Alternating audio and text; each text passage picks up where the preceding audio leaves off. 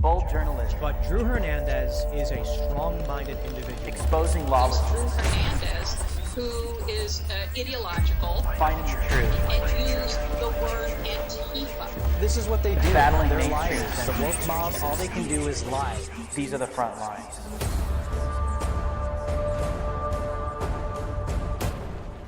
Welcome to TPUSA Live. My name is Drew Hernandez, host of Frontlines. Here's what we got lined up for today. Here on Frontlines, New York City is lifting their draconian mandates for masks and vaccine passports, apparently. But doing that now doesn't help those that have already lost their livelihoods and more because of those mandates. We'll talk to a high-profile activist who's been fighting for freedom on the ground in the city now for months. After that, we head to the couch for TPUSA Live with Jon Root and your favorite contributors here on Turning Point USA. That will be followed by Human Events Daily with Jack Posobiec.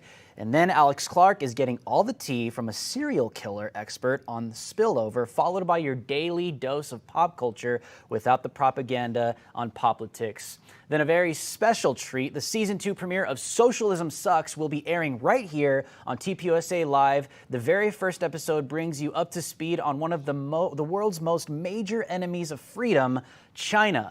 Learn the truth about the origins and propaganda ploy of China's greatest lie from the one and only Jobob. My name is Drew Hernandez, and you are now on the front lines. Alrighty, America, New York. All of 2021, we saw these mandates destroy the lives of thousands of people, medical healthcare professionals, educators, teachers, people in New York, firefighters, police officers. These mandates destroyed the lives of many people, not to mention the psychological destruction of masks that have taken a toll on children in these schools, by the way. But some breaking news here out of the Daily News in New York. Mayor Adams scraps New York City's indoor vaccine mandate. School mask rules as COVID cases drop, they're now saying. The article goes on to say, starting Monday, that's March 7th, New Yorkers will no longer need to show proof of vaccination for indoor activities like dining, and kids won't have to wear face masks in school, apparently. Mayor Adams announced Friday as coronavirus infections continue to drop statewide.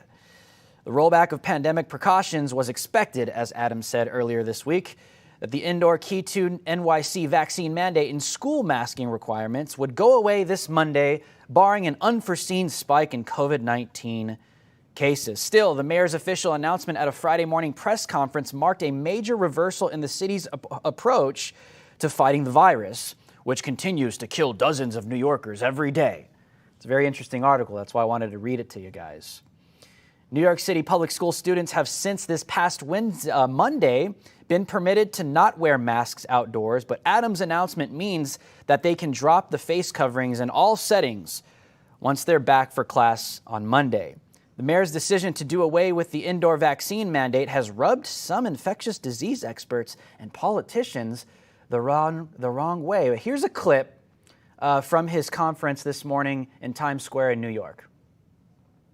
And I'm glad to say that the rates are low enough that the mandatory program is no longer needed. No longer needed. So I'm announcing today that we are lifting the indoors mask requirements for DOE schools between K through 12 starting Monday, March 7th. Should have never happened in the first place. Joining me now is the great Jo Rose. She is a high-profile activist. Listen, talk about Frontlines. Jo has been on the ground all of 2021 pushing back against these authoritarian mandates, the masks, the jabs on all people in New York. She's been on the ground putting in work. She deserves to be on this show when it comes to being on the front lines. Jo, how are you doing? What is your reaction to what is now taking place in New York? I mean, I don't know if I should congratulate you, or is this all political optics? What's your reaction? This is crazy because I should be happy about this, but I'm not. I was one of the people that lost their jobs, and the hypocrisies that I used to work in the school system, right? Mm-hmm. So now they're lifting up the mask mandate, but guess what? I still cannot even go back to work. just like many other teachers. I was a paraprofessional. So I don't even understand what is the point of lifting these mandates after, like you already stated, lives have been destroyed, careers have been destroyed. I even got arrested, alongside many other New Yorkers, even children removed out of museums because of the vaccine mandates.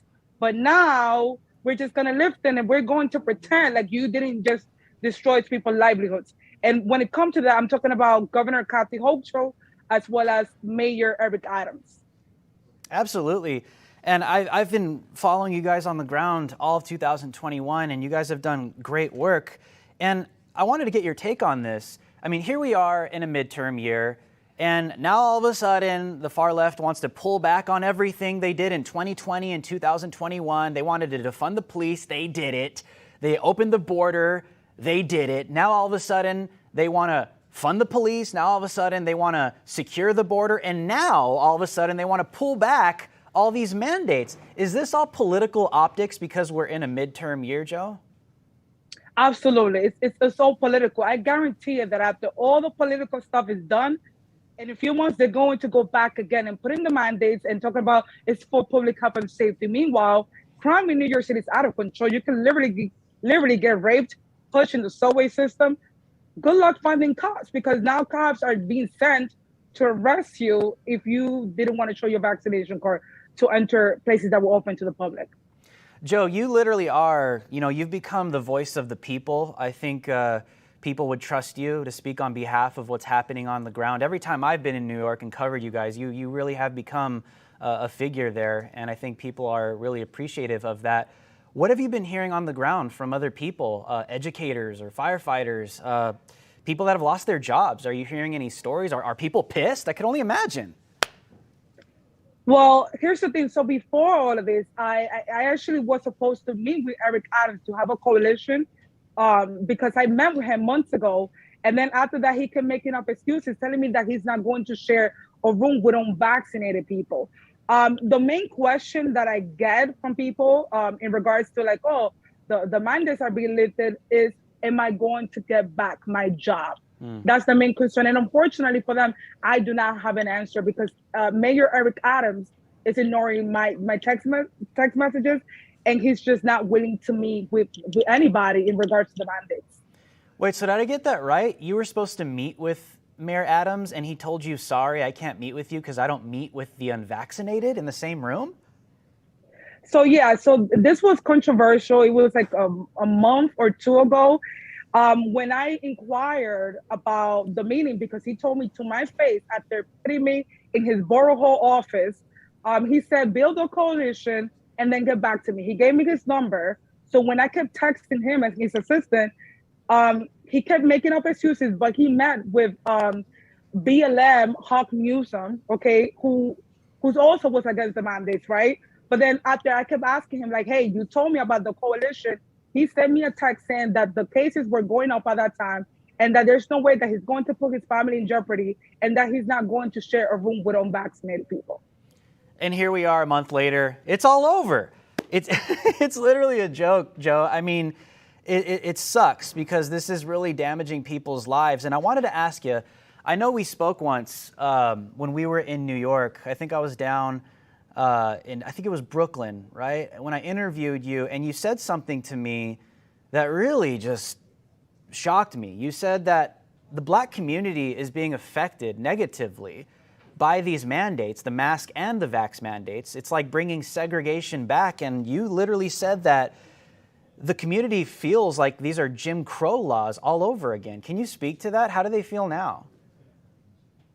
Absolutely. And I call it Jim COVID law because a lot of people get offended by it, but liberals claim that they're for Black people, Black and brown people especially, but yet you're putting mandates that were affecting the most vaccine hesitant group alongside PhD holders, which were Black people. It's hypocritical.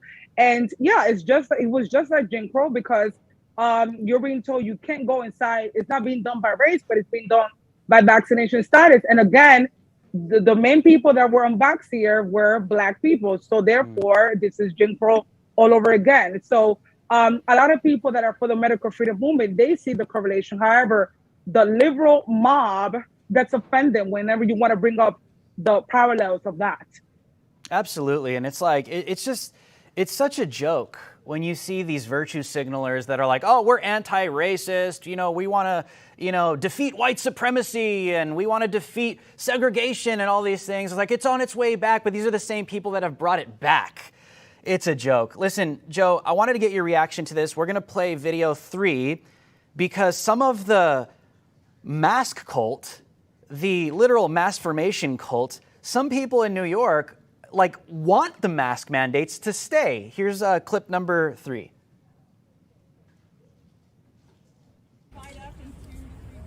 Okay, here we go.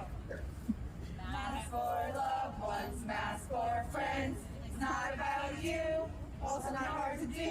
Just because we're tired doesn't mean it's over. Mandate masks, that's our ask. Masks for seniors, masks for kids. It's not about you, also not like the flu. Just because we're tired doesn't mean it's over. Mandate masks, that's our ask. Joe, it's literally the mass formation cult, literally the sheeple. Yes, Fauci. Yes, keep us with these authoritarian mandates. We want to stay under your rule, Klaus Schwab. We want you to continue to rule us. We love you so much. Absolutely insanity. This is the problem, right? These liberals, they claim that they are pro-freedom, that they are the group of sanity, but they are the group of insanity. Nothing makes sense. To them, freedom means that you have to give up your freedom in order to make them comfortable. I'm not here to make you comfortable. I am not responsible for anyone's health. You're responsible for your own health. For me, it's all about self-responsibility. This is idiotic. I am done with the mask mandates. I don't even wear masks anyway, because they still want you to wear masks in the subway system, even though they're lifting off the mask to go inside places open to the public. Again, if you still want to suffocate with your mask on, you do that. I'm going to live as a free American, a free New Yorker that I am. Just keep your mandates the hell away from me and my family, right? Joe, what's your final message to America, and where can people follow you and your great work and the protest movement that's taking place, the freedom movement in New York? To follow me, you can go to JO Speaks Truth _. And then to follow the group, you can go on Instagram, New York Freedom Rally, the number 2. And one last message that I have for Americans is that we must stand up and fight for our freedoms, no matter what your political affiliation is. I don't even care. I learned to put my differences to the side when it comes to this, because a lot of the liberals don't understand that, overall, we're fighting for you, even if you don't agree. And that's the essence and the beauty of this country and the essence and the beauty of freedom, right? We're even protecting and fighting for the rights of those that think that we're insane and that think that we're crazy. And Beautiful. so I hope everyone unites. Beautiful. 100%. Joe, thank you so much for joining me today. Stay safe out there. Tell everyone out on the ground that I love them and I can't wait to see them soon, all right? Thank you so much. Thank you for having me. All righty, there she goes. Listen, America, this is where we are. I mean, like I've been saying, and I'm going to continue to say this, is you are literally in the middle of a midterm year, and all of these people that are professional politicians that know exactly what people want to hear at the right time are now coming out and saying that because they want to win over independents. They want people to forget what happened in 2020 and 2021. Medical healthcare professionals, doctors, firefighters, the list goes on, police officers, airline workers. How many people lost their jobs and their livelihoods over these vax mandates that destroyed everything for them and their families? It wasn't that long ago. It's literally kind of like last year. And now all of a sudden, they're pulling back on all of their agendas. Now all of a sudden, they're pulling back on everything that they just did because they know they are in this season now and they want to win back people to get some votes. While at the same time, listen, they know that their base is stupid, right? I mean, honestly, if you're a leftist right now and you found your way into my show right now off of Twitter, I just want to talk to you real quick. You do understand that these people count on you and depend on you and know that you're too dumb to realize that they're turning back on everything they claimed they wanted to do, not only last year, but in 2020? You know this, right? They call you low information voters. That's exactly what you are in the eyes of these people. These people don't care about you. They don't want anything to do with you. They will do as they please. And here we are. These people should be held accountable legally for what they have done to thousands of people in this country with these authoritarian vax mandates. They don't get a pass. Every single person that has been negatively affected and has lost their livelihood should literally be compensated and should go after these people legally because this is a joke. They don't get a pass. They don't get a pass at all. All right, America, when we come back, we have Kanye West. I wish we had Kanye West in the studio, but if you haven't seen his documentary, we got this clip of Kanye literally reacting to Tucker Carlson's segment, defending him in his new trilogy. It's an amazing documentary, by the way, I think so, and genius. When we come back, I'll show you the clip and I'll react to it, so stay with us.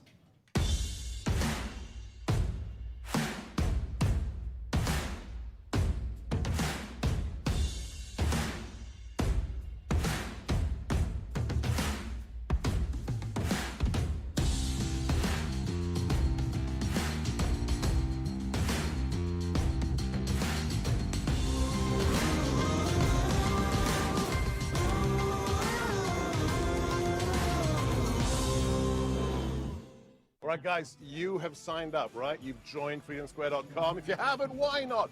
This should have happened a decade ago. How did somebody not think of this earlier? If you're a business owner, we have a business directory to promote your business to patriots across the nation. So if you want to buy American, if you want to sell American, we have a business directory. Whatever it is, go now. Join us in the fight for freedom. Welcome to Freedom Square. Alrighty, before we get into Kanye West, food is a necessity, and it's not getting any cheaper under the Biden administration.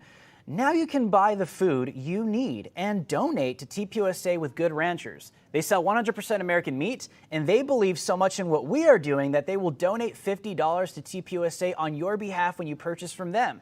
Good Ranchers delivers steakhouse quality beef, chicken, and seafood to your door. And with our code TPUSA, you can donate $50 to our mission while getting delicious food.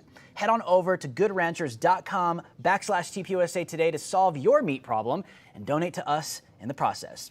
Get ribeyes, New York strips, gourmet burgers, and more. Order now with code TPUSA to get $50 donated to our mission here. Now is the time to support American farms and ranchers.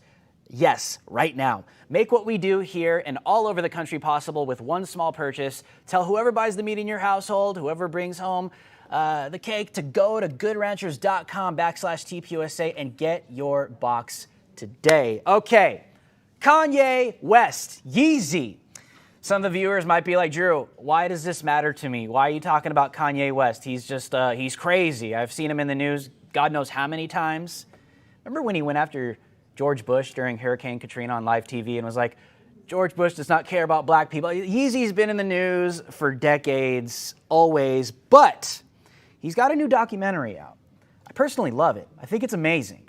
It's a trilogy documentary, genius, and the finale episode was released a couple days ago, and in the finale episode, you see the great Kanye West. He's in the front seat of a car being escorted, and he's reacting. He's watching a clip.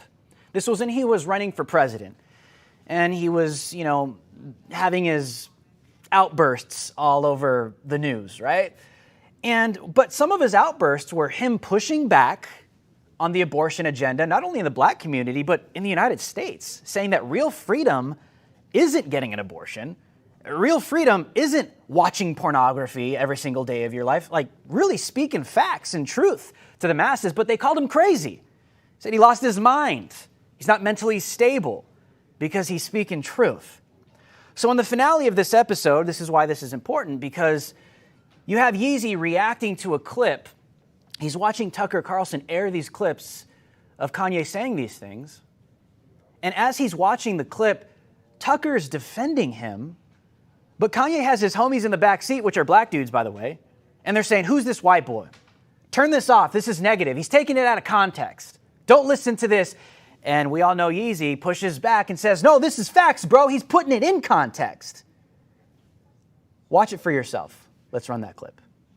Freedom comes from you not drowning your brother and your sister.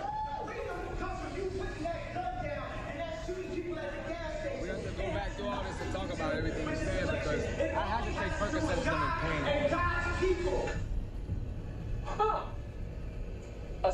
celebrity musician telling you that freedom does not come from porn or drugs or pulling a gun on people. It comes from God. He said a lot of things, by the way. Some of them we wouldn't agree with at all. Some very unusual proposals made the roster, too, including giving $1 million to any woman who has a baby. But it was interesting. And maybe the most arresting moment came when Kanye West talked about abortion. Watch this. Let me hear it, bro. My dad wanted to abort me. My mom saved my life. There would have been no Kanye West because my dad was too busy.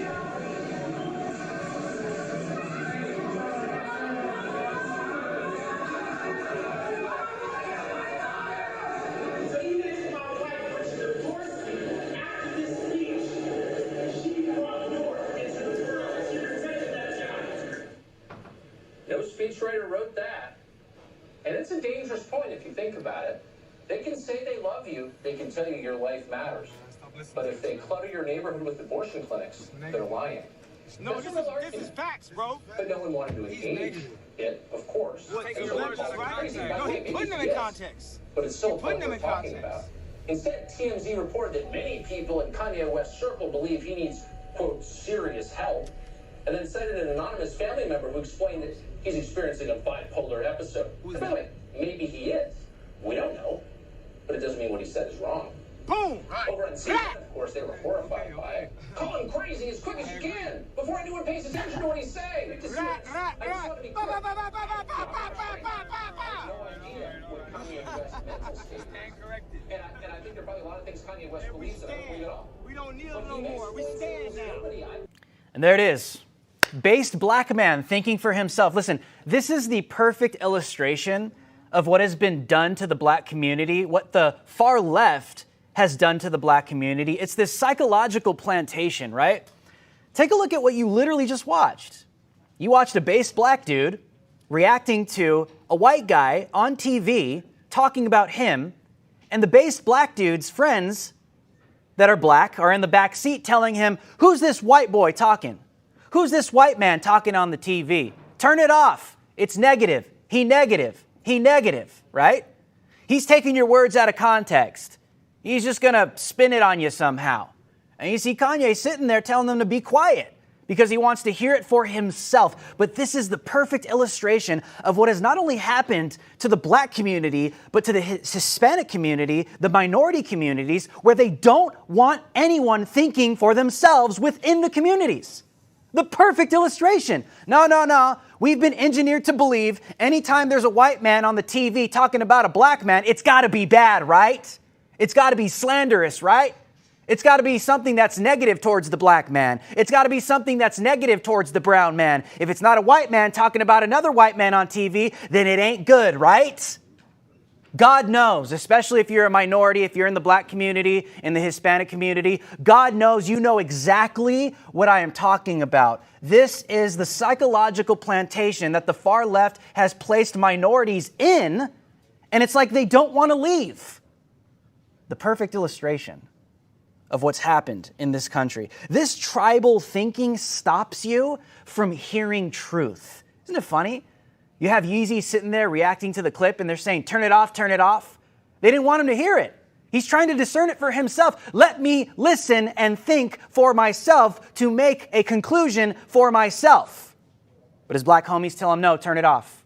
It's just a white guy talking bad about you. And then at the end of the clip, oh, I stand corrected. Exactly. You know how many times this happens on a daily basis? You know how many black people that think for themselves get demonized for being race traitors? You know how many Hispanics or minorities that are in this position when they're trying to listen to something that they've been told not to listen to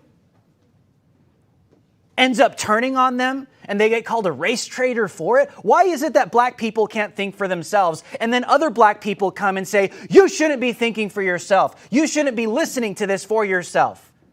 Why is it that these minority communities all do the same thing? How is it that we got to this place where we instantly think that whenever there's a white man on the TV talking about a black man, it's got to be bad? You know that's by the design, by the way. You know, this racist agenda that's come from the far left for way back when, right? It was the left who wanted to keep slaves. It was the left who fought against the civil rights movement. And here we are, where it's the same far left, all of the white allies that come out and tell any minority that you are oppressed, you can't do anything on your own, you're a loser, you're going to be in poverty for the rest of your life, you can do nothing within yourself. It's the same people, even right now in 2022. And the most pathetic part is when you see the black community just continue to push that narrative and just submit to it, even if it's Kanye West. This is the devastation that's taken place in our minority communities, is when people want to think for themselves, they get demonized. It's a perfect picture and illustration of what has happened to the black community and other minority communities. You can't think for yourself. You can't even listen to something. Even if it was a white guy on TV talking bad about Kanye West, who cares? Listen to it. Get a different perspective. That's what we should be doing. Not just living in an echo chamber, which, by the way, I know I'm pushing back against the white allies and really calling out the real racists in this country. Far left doesn't want to talk about that, right? They don't want to talk about black on black racism. No. They don't want to talk about how Guatemalans hate Mexicans. No, they don't want to talk about that. Everything's white people. White supremacy is the greatest threat. This is what Don Lemon pushes on a nightly basis, yet he's dating a white guy. Make that make sense. It's a joke. But next week, I want to get you guys prepared for a special double episode with myself and the great Stephen Mega Hulk Davis, the Forbidden Episode. Him and I are going to have these conversations that the far left will not have when it comes to black on black racism, brown on brown racism, and how these inverted white allies themselves actually think that we need them to be successful in the United States of America. Yeah, you're the racists. This will air next Monday and next Tuesday. So here's a teaser clip of what's coming. It's this false deception that they're, putting out to the American people, and people are eating it up. Mm-hmm. They're eating it up, especially when it comes to the concept of white supremacy. That's the biggest issue when it comes to racism. I need to be scared of the white man. Yeah. And for most of my life, I believe this. Yeah. Because they put this out on a consistent basis over and over and over, and they drill it into your head. But at the end of the day, I have seen more vitriol. I have seen more issues within the black community, black on black issues when it comes to racism than anything else. Facts on facts on facts. This double episode will air next week, Monday and Tuesday, same time. When Frontlines airs, you guys better be there. You have to watch it. Share it everywhere. Listen, they don't want to talk about this stuff. Nobody wants to talk about how black people hate other black people in the United States. Nobody wants to talk about how the Hispanic community has its own internal racist problems. And we're not going to sit here to say, like, everything is racist. But if y'all want to talk about racism, let's really address the real issues in this country. This is why we called it the Forbidden Episode. But they don't want to have this conversation because we know that what's happening in the United States of America is by design, and it's engineered racism, where everything is white supremacist, everything's the white man, blame everything. Isn't it just convenient? Isn't it just so convenient to do that? It's literally been politically weaponized. That's what it's been. But they don't want to bring up what's happening. They don't want to bring up that black on black crime is through the roof. They don't want to bring up that there's some serious issues. And by the way, who are the ones literally physically assaulting Asians in this country? Is it white people? No. It's actually statistically black people. But nobody wants to have these conversations. But myself and the great Stephen Mega Hulk Davis will be having it next week. You guys better watch it and share it on the special episode of Frontlines. It's going to be amazing. I hope you guys have a great weekend. Love every single one of you guys. I am done for the day, but now TPUSA Live starts right now. Thanks a lot, Drew. Hey, everyone. Once again, welcome to TPUSA HQ in Phoenix, Arizona. Here's what we're covering today on TPUSA Live. First, Ben & Jerry's ice cream is getting sued for their anti-Semitism and more in the daily briefing. Next, our guests and I will share what led to our conservatism and my turning point. Then we ask the tough questions like, would you date an unvaccinated person in this or that? After that, we share details about a senator calling for Putin's assassination. And finally, Jobob joins us to chat about hosting season 2 of Socialism Sucks, followed by one last thing. All right, let's get this thing going. TPUSA Live from HQ starts now.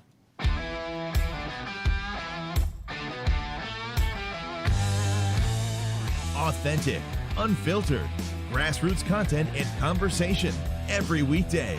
Live from Phoenix, Arizona at the Turning Point USA headquarters, this is TPUSA Live. Well, once again, welcome back to TPUSA Live. Colton Duncan is back. 50 Shades of Gray over here, looking great, man. Well done. That's my middle name. John. And we're starting off spicy.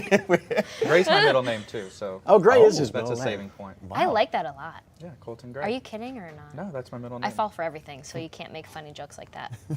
And then people that don't know, he's a political consultant. And then we got producer of the Charlie Kirk Show, Clegg. Welcome back. Hello, how are you? I've got 50 Shades of Black. Black is not my middle name, though. Okay. And then, of course, we got host of the Freedom Papers and TPUSA contributor Morgan Zegers. Hi, John. Thanks for matching me on this couch. Yeah, I mean, I thought that was the thing. We're all going to wear blue. Was that your first time on that couch? I've done it a few times, but I just hate John, so I never like to sit on this couch. I've always seen Heck of a start to the show. Kidding. Wow, well, my ego just plummeted. Yeah. It's probably good for you. It's fine. We're actually secretly great friends. Wow. Hiking buddies. Wow. Just kidding. We did it once. Yeah, it's fun. Twice. That's right. Maybe twice. We've gone on 2 hikes. Yeah, it's Okay. fun. That's what you do around here. We'll you go save hiking, it for you later. go golfing. I'm- My goodness, this is a spicy episode of TPUSA Live. I'm all Once sweaty. again, welcome. Is it the lights? My goodness. But we're going to get you up to speed on some pieces of news that you might have missed. And we've covered, I think it was months ago, that basically Ben & Jerry's ice cream, something that I know President Biden just loves. He gave up for Lent. But he gave up for Lent. Yeah, the thank good you. Catholic Did he gave really? Up. Yeah, he was saying he's given The up all pro-choice Catholic sweets. gave up ice cream for Lent. Maybe he should give up What a murdering sacrifice. children. Exactly our point. Did you see yesterday. that video I shared on my Instagram story yesterday? I missed It was it was more women, liberal women dressed as Handmaid's Tale activists, and then you they sent that to me. they walk into a mass that's going on, and so the music is playing. It's a beautiful moment, and they storm into a church during mass. It was really gross. I shared it, and I was like, "The devil works hard." We work Yes, hard. Because he does. Yeah. It's like an insurrection. It's a cult too. That's exactly what it is. Speaking of cold, speaking of cold, is Ben & Jerry's. So they're actually suing. This is the AQP, the American Quality Products, who's had almost a 40-year relationship with Ben & Jerry's, is suing them for unlawfully terminating its 34-year business relationship in order to boycott Israel. So they said they're not going to work with manufacturers out there or distributors for Ben & Jerry's ice cream. And then they basically just said, we're going to partner with Palestine and Israel, take a hike. They made their call. that's fascinating. I mean, I think that's a very bad decision, frankly. But the interesting thing, in my opinion, is that there aren't going to be maybe many Israelis able to eat ice cream anymore because they're losing their taste, because the vaccine's not working very well in Israel, if you look at the data. So I had to spin that somehow. But yeah, no, BDS is a terrible thing, and no one should be condoning that or engaging in it. Yeah, I think it's interesting. I mean, the history of it. So I don't know if I told you guys, but starting on January 1st, I was like, I'm going to try and read the Bible every night, and just maybe like one chapter a night or just something like that, and see like how long it takes me to actually get through it if I did that. And now I'm in Exodus, and so it was so weird. I mean, that's a crazy historical story of what happened then, and then to see all the things that community's gone through, and then now you have even ice cream companies in America still persisting in their hatred of those people. It's so interesting to watch. Why does it have to keep happening? What is with humans? Yeah, a good Texas ice cream company, Bluebell, run by delicious. conservatives. Delicious. Not Vermont socialists. I will say, when yummy. it comes to this story in particular, it kind of applied the same logic I have to Ukraine and other countries. With everything going on in America, and I don't say this is a good thing, I'm just saying personally, I have a difficult time caring about any other country. I mean, we're just America's at its knees, and we're hurting so much that when stories I empathize with these people, but when stories come up in other countries, I have a difficult time really, putting a lot of thought into it. Because you start picking and choosing like who you're going to support and then who you're going to boycott. Obviously, we support Israel over Palestine. Yeah, of course. So, Rogan O'Hanley, DC Drana, that people know him on social media, was saying, hey, if there was something like the Russia-Ukraine situation with the Chinese people, would we say, like, I'm standing with China? Would we say that, like, Chinese athletes should no longer be able to perform in these sports? Would we say everything made in China we'd get rid of? It's like, why are we standing with these certain countries? We'll but see it's soon okay when here, they invade Taiwan. It fits certain agendas, and it actually reminds me, do you remember Cuba Libre? When that was happening, it came at a time where a lot was already going on in America. And so in prosperous times in America, it's easier for us to say, look at these countries, how can we help them? And of course, socialism is bad and communism is bad, and we need to educate and understand what happened in failed countries like that.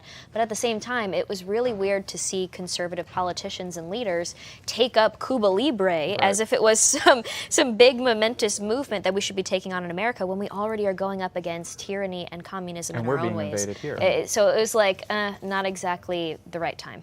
Another piece of news is the ex-wife of Bill Gates, the billionaire, said she was basically terrified and had nightmares after meeting Jeffrey Epstein. And there were some questions being asked, did that lead to your guys' divorce? And this was her answer. Check it out. You know, it was also widely reported that Bill had a friendship or business or some kind of contact with Jeffrey Epstein, and that you were not that was very upsetting to you. Did that play a role in the divorce at all in this process? Yeah, as I said, it's not one thing, it was many things. But I did not like that he'd had meetings with Jeffrey Epstein, no. And you made that clear to him? I made that clear to him. I also met Jeffrey Epstein exactly one time. Did you? Yes, because I wanted to see who this man was. Okay, all the guys just looked at me because I'm the lady on the couch, I think. As the lady on the couch, let me just say, women can definitely get a bad vibe from a man, a bad, evil man, and I will also say that it's very unattractive to see men in our circles or even the men in our lives hang out with or associate with men that are clearly evil or corrupt or bad in some way. It's a very unattractive thing, and I think it's because it goes to that natural sense of femininity and masculinity where a man's supposed to make a woman feel secure, and when you behave like that and act like that and have those kind of guys like Epstein in your circle, obviously someone who's capable and competent like Melinda Gates is not going to like something like that. So it made natural sense to me. Why do you think these people are still protected and we're not seeing enough information come out about Jeffrey Epstein, especially after his untimely death?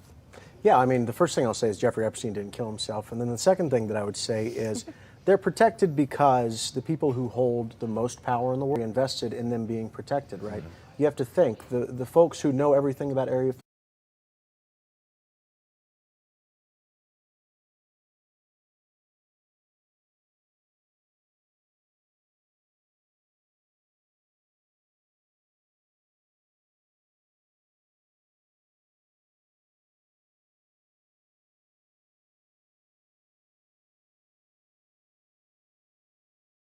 That not just the lockdowns and the mandates and the school closures and everything, but now we're talking about vaccinations being required in a state like California to just have your child go to school when your child is a very young age in their developmental years. So that kind of stuff is disturbing, but we're going to see this lack of care and this abuse of children play out in issue after issue. It's the same thing with, like, how could they lie and spread propaganda? Guess what? They do it with every issue. Yep. It's not just COVID. This isn't some great awakening.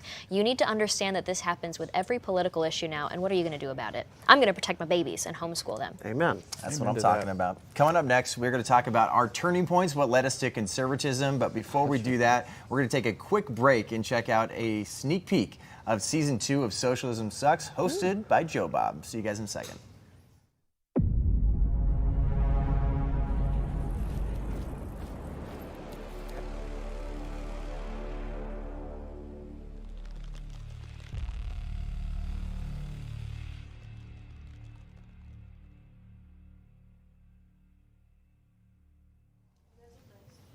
Well, later on in the show, we're actually going to chat with Jobob. He's going to give us a breakdown of what we can expect for Season 2 of Socialism Sucks. Jobob's always a lot of fun when he's on the couch, too. That guy, he's very loud. He is all over the place. He's very sweet, and off camera, too. Like, he is a great He's a friend very off genuine camera. I person, hope everybody knows that. Oh, yeah. Is that his real name?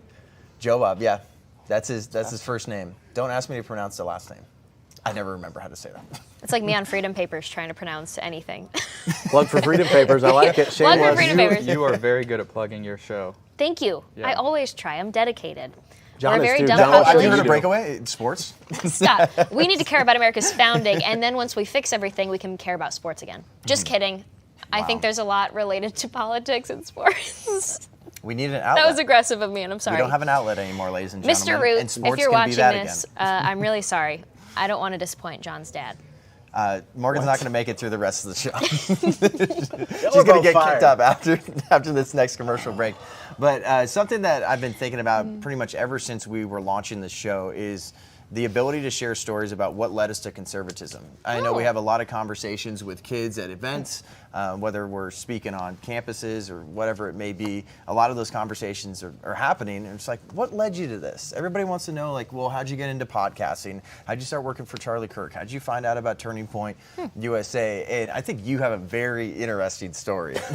Connor Clegg. Oh, Connor does. we got to break that down. Yeah, I mean, look, I went to college bright-eyed and chipper and cheery, thinking that I wanted to be, a lawyer and then maybe eventually go into politics or something. So I went to Texas State University, a really beautiful school in Texas, and got involved in the political science program. And then I got involved in college Republicans. That's where I met Colton. Colton and I know each other, full disclosure here. For about 6 or 7 years? A while. And met him in the college Republicans, CR, and we did Turning Point as well when we were there. And then we decided to run for student body president and vice president of our school at Texas State. And that's when it got crazy. And that's when it got nuts. We were running against the founder and co-founder of BLM on campus. Right. Wow. So it was the president and vice president of college CR versus the president and vice president of like the NAACP and Black Lives Matter. You love to see it. Right. Good And job, this was boys. right after Trump got elected. President Trump got elected, right? The campus climate was a little wild. It was a little wild, so we ran on bringing bobcats together. That was the mascot, was the bobcat. So that didn't happen. Colton found a really exciting opportunity in Arizona a few months into the term, and that's how he got here. He moved. I got a new vice president. Yada, yada, yada. Fast forward to November. The paper, The Enemy of the People, they say that whiteness is an abomination. It shouldn't exist, and if you're white, you deserve to die. And I was the president at the time, and I said, that was verbatim?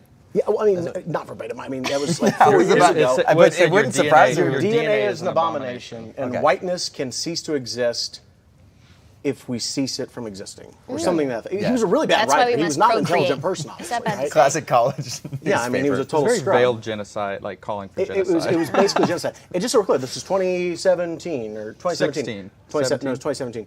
This was before CRT had overtaken everything, right? We didn't know what CRT was in the conservative movement. But this was like the seedlings of it. Anyway, publishes it. I say, you can't do that. I'm going to defund your paper if you don't resign, you scumbag, genocidal maniac. And obviously they didn't like that. They rioted. They did all these things. Fast forward. There's a lot of details here. Eventually they're like, crap, we can't get him out. He got the whole editorial board to resign. What do we do? So they decided to say that I was a racist, right? They always got to dumb it down. They always got to dumb it down. They said I was a racist because when I was in high school, and here's the thing.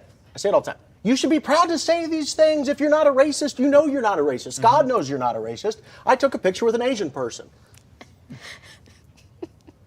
Sue me.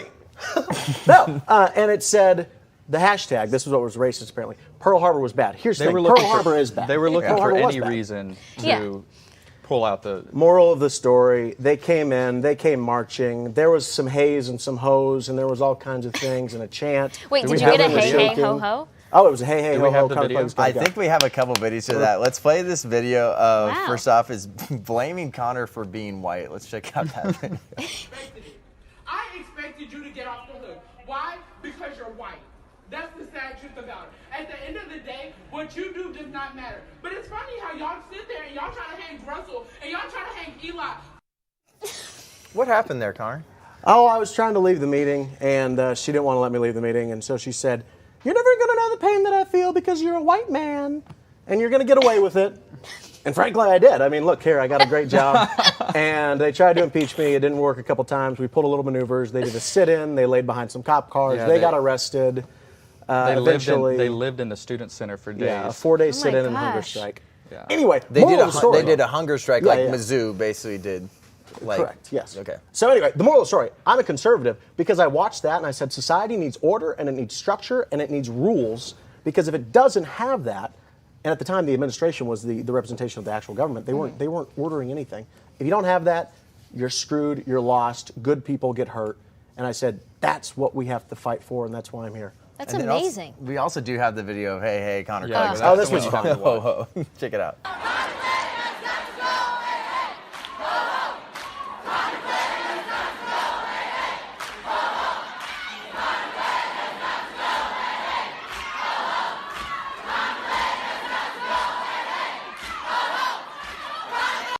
This is an honor. Man, like, you get what the does a girl people got to do going. to get one of those? Also, you guys, I love like cultural music.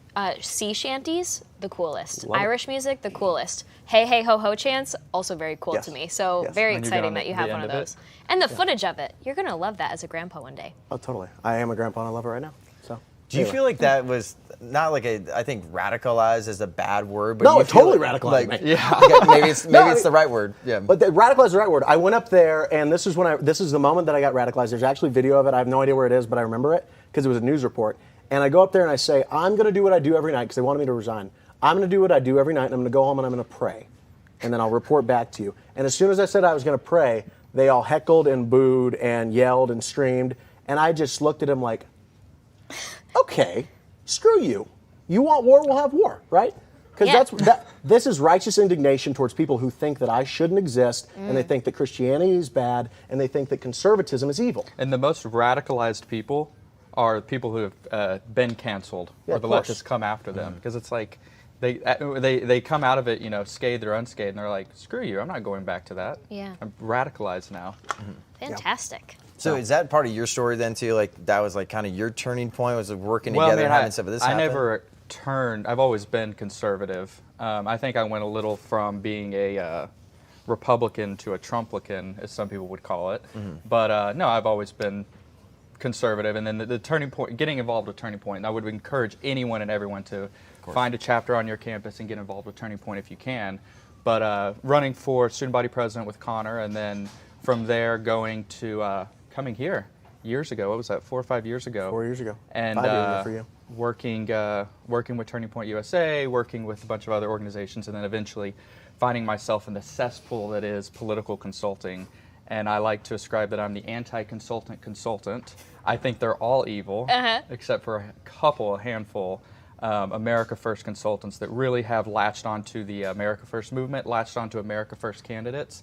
And we have a lot of primaries that we are jumping into, which a lot of consultants are scared to do. But I love it. I mean, I think it's the Trump movement is stronger than ever, and it's not going anywhere. And it's got the establishments on both sides scared to death. Amen. So talk about the people you chatted with on campus that were aligning with you, because I'm sure there was people seeing you guys just get absolutely bombarded. Like, see a video like that, and you're standing there, and you're like, all right, well, keep chanting. I'm going to stay up here. I'm not going to lay down my arms. Like, well, you have to remember, this was in 2016. This was right after the Trump election. So that was a completely different world than it is now. Conservatives at that point were a lot more, if someone supported you back years ago. This was before Kavanaugh. Yeah, this was before we had been through the ringer. Catholic.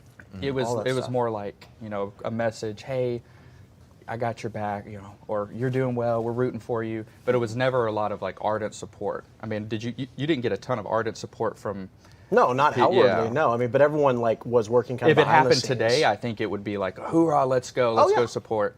But back then, the world was completely different. The movement was very different because we had just watched person after person be persecuted and canceled and their lives ruined because the activist media and the leftists just, put their target on them. Yeah, I mean, we just got done seeing what they did to Trump for 2 years. Yeah, right? it was a scary time to be like, and so hey, it was I like, support you. oh God, what have I ever done in my past? I know that I'm only like 20 years old, but what did I do when I was 11? That the ABC is going to go dig up.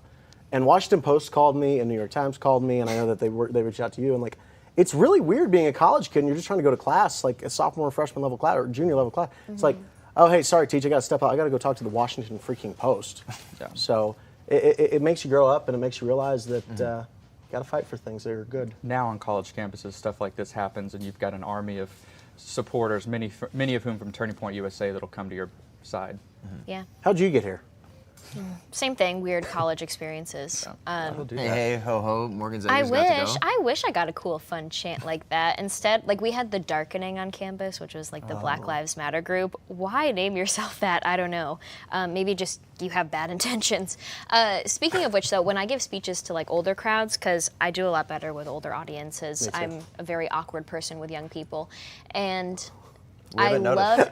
They always like want to know. I'm listening. You don't say. They always want to know how they can help us, basically. And I always say, flex your power. Like, we don't have the kind of media connection. Like, we are all pretty into it, but we don't have the kind of donor power or media connections or political connections to fight back the way we really should sometimes. And so find the students on campus that are going through this and help them out in individual kind of case study ways. So I love telling them about the little examples and hearing everybody's crazy stories, because we all have one. Mine, I went to American University. So my dad's a colonel. He's been in the military 38 years, and I went to American thinking I was going to go into veterans advocacy, because when I was in high school I was on the VFW and I was the youngest officer, I think, like known in the state. I was maybe like 16 or 17. So I went to DC thinking I'm going to our nation's capital and then I'm going to serve our veterans and work at the USO. I'm going to go to American University. It's going to be the most patriotic school ever. It turns out it wasn't. It was 90% liberal, and it was the most politically active campus in the country. I didn't realize what exactly kind of environment I was going into. So imagine me being transplanted from a place with more cows in the county in upstate New York than people, and then I go to Washington, D.C. to Americans campus. Do you find it fun being a part of the minority, though? Is there, it's is there very something interesting and fun. I like the fight of it, but at the same time, when I went, things were different. And I was a freshman, and I had my values, but I never spoke out. I mean, I was just kind of more of a community person involved in veterans affairs. Right. And then I was conservative. So I got radicalized when I had a roommate that had a poster of Mao Zedong, Lenin, Stalin, Karl Marx, and Fidel Castro on her wall. And it said, "Welcome to the party." And the poster, these mass murderers and dictators had party hats and these fruity umbrella cocktail drinks in their hands. And it was just on her bedroom wall the first day that I met her. And I asked her what it was, because I knew, the basics about those mass murderers and dictators, but not much else, because our public education system sucks. And I considered myself a nerd, and I considered myself very into history, and I'm a colonel's daughter, all this stuff, right? You think I'd know what to say when I met a communist. But unfortunately, she's telling me that her ideas with these men on the wall are going to be tried again in America. They're going to work this time, and they're going to end poverty and uplift the working class and bring justice for all. I had no idea what to say, and it was such an embarrassment for me, because I thought I would know what to say in that moment, and I had no intellectual ammunition. And so that was kind of my spark of like, I never want to be put in that position again where I can't defend basic American values. What am I going to do about it? And then I just started getting involved. And so for me, it was that one conversation. Do you feel like it was just so shocking, too? I feel like sometimes people, there's this aspect of like, someone actually believes that? That's not just something that seeing media or random article or crazy tweet, like someone that you're actually living with believes that and wholeheartedly is trying to make sure that people are radicalized. Are you from a smaller town then? Yeah, and so I'm from a conservative area in upstate New York, the Saratoga battlefield. When you're put into a collegiate world, yeah. When you come from, because I'm from Lubbock, Texas, when you're put into a world that's 90% liberal. What Texas State was probably 80, 70% liberal. Yeah. It's a culture shock. It really is. You're thrown into it, and you're like, okay, my Lubbock high school, high school in Lubbock did not prepare me for, having to debate communism and Marxism on my campus. Yeah, I mean, I was in the majority in my town. It was a conservative town. And it's not like it was a very political town or anything, or a political school, but I do remember, like, the boys in my high school, it was the thing to, like, have the pickup trucks lined in the senior parking lot with the American flags, and they had their Browning stickers and their John Deere stickers on the back of their trucks. That was just the way of life. And so then to be transplanted in a place where there's a different way of life, and you are no longer in the majority, I can't tell you how many times it was more ridiculous for people to hear that I was conservative than it was for them to hear that my roommate was a communist. She was treated more normally than I was. I was the weird one. I was ostracized. And that slowly over time, interaction after interaction of being like the one that I guess should be more embarrassed in the social circle because of my political views, that is what I would say like really radicalized me over time, of realizing slowly and slowly like, wait, no, that's mass murderers and dictators on her wall, but I'm evil for being conservative. And one of the big lessons that I learned from this, I would talk to her and ask her for advice on what she thought on things and why she believed things.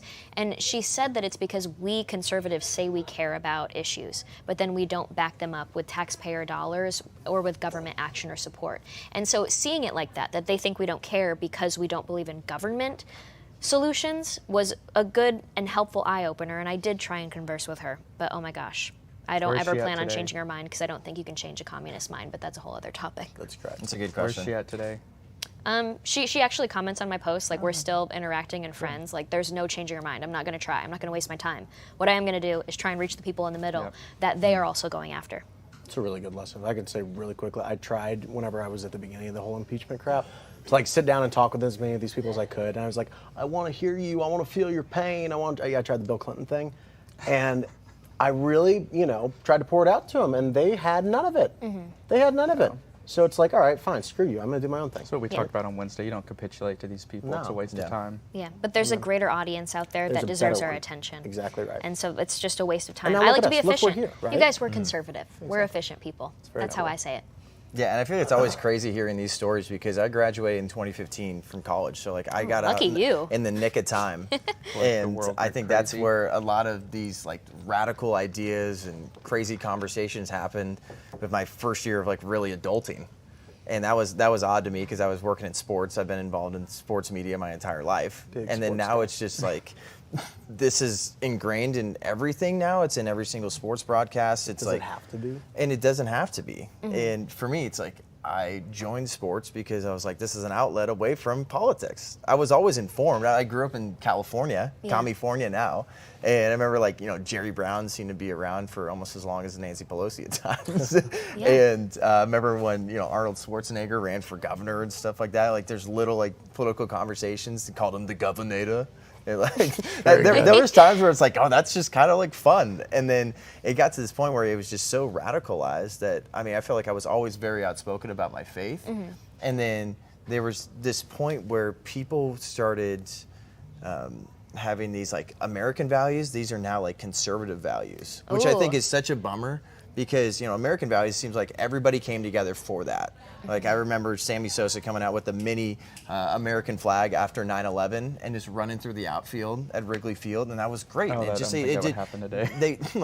That would definitely not happen at all. Yeah. And it feels like everything is just so hyper politicized that I was getting to this point where, I was afraid to like tweets because I didn't want to show up on my feed. Because I knew that wouldn't be able to, get me to the network level, which I was working towards. I was working for a National Hockey League team out in San Jose, which is one of the most liberal and one of the most unchurched areas. And I think for a long time, I was like, all right, all I want to do is just make sure people know Christ, and that's like my number one.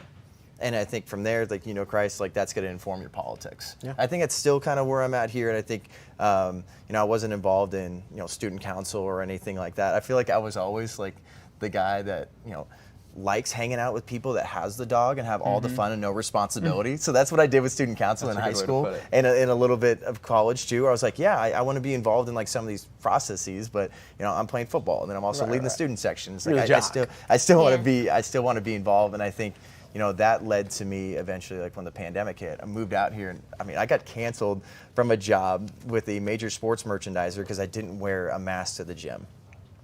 And that was actually during the time I was working for Turning Point. I remember that, John. It was crazy because that's the time. Was such scumbags. It was insane.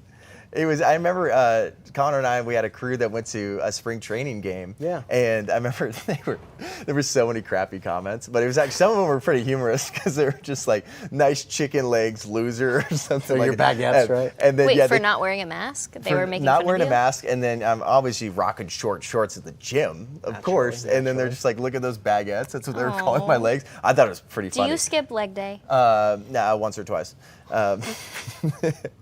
No, but that was I was a punter in college. I had to have strong legs. All right, I don't skip leg day. Okay, I'm sorry. She's not gonna make it through the rest of the show. They just cracked too many jokes. I will say, I know I just made fun of your sports stuff, like 10 minutes ago, but I'm going to give you a shout out because I think it's so important right now to have a conservative sports show, you guys. Like, think of all of the stories with the Olympics and with communist China and with the required vaccinations. Everything, it's all related so much to the pop culture and sports. So I think it's really special. And do you remember student council?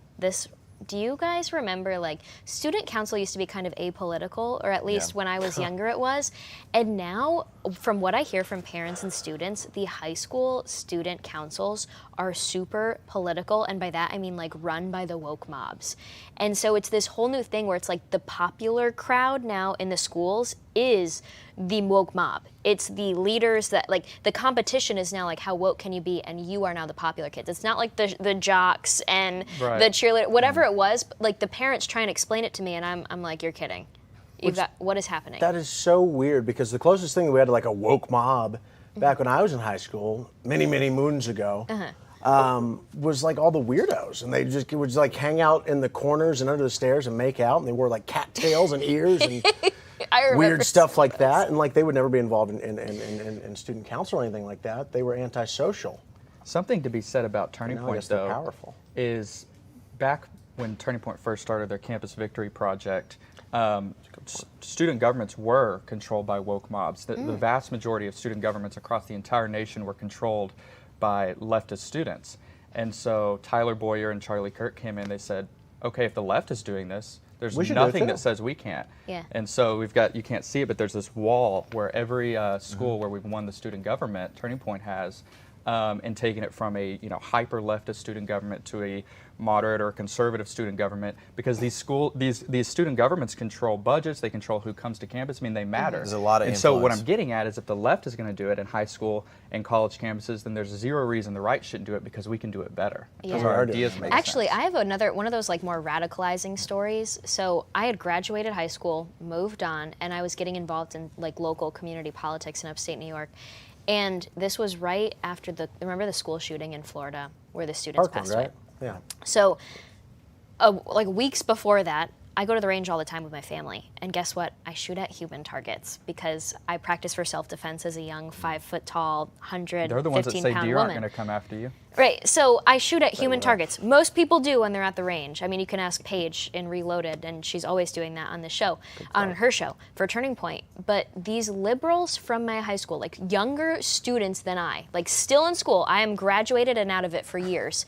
They go on like one of the few loud, more prominent conservative voices, I guess, in the community, and they grabbed that picture of me with like "shoot to kill" that I wrote, like the AC/DC lyric, wrote it on the thing and posted a picture of me with that human target.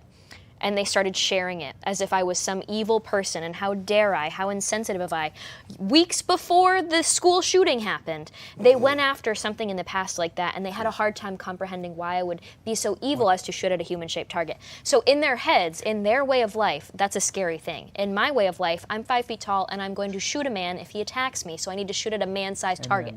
Damn straight. We're going to keep the conversation going, but we're going to take a quick break from a little message from our good friends at Good Ranchers, and then we're going to play for the first time kind of a fun little game, little discussion, this or that. See you soon. That was John. Good Ranchers, straight from the American farm. 100% American meat, 100% of the time. Delivered straight to your door.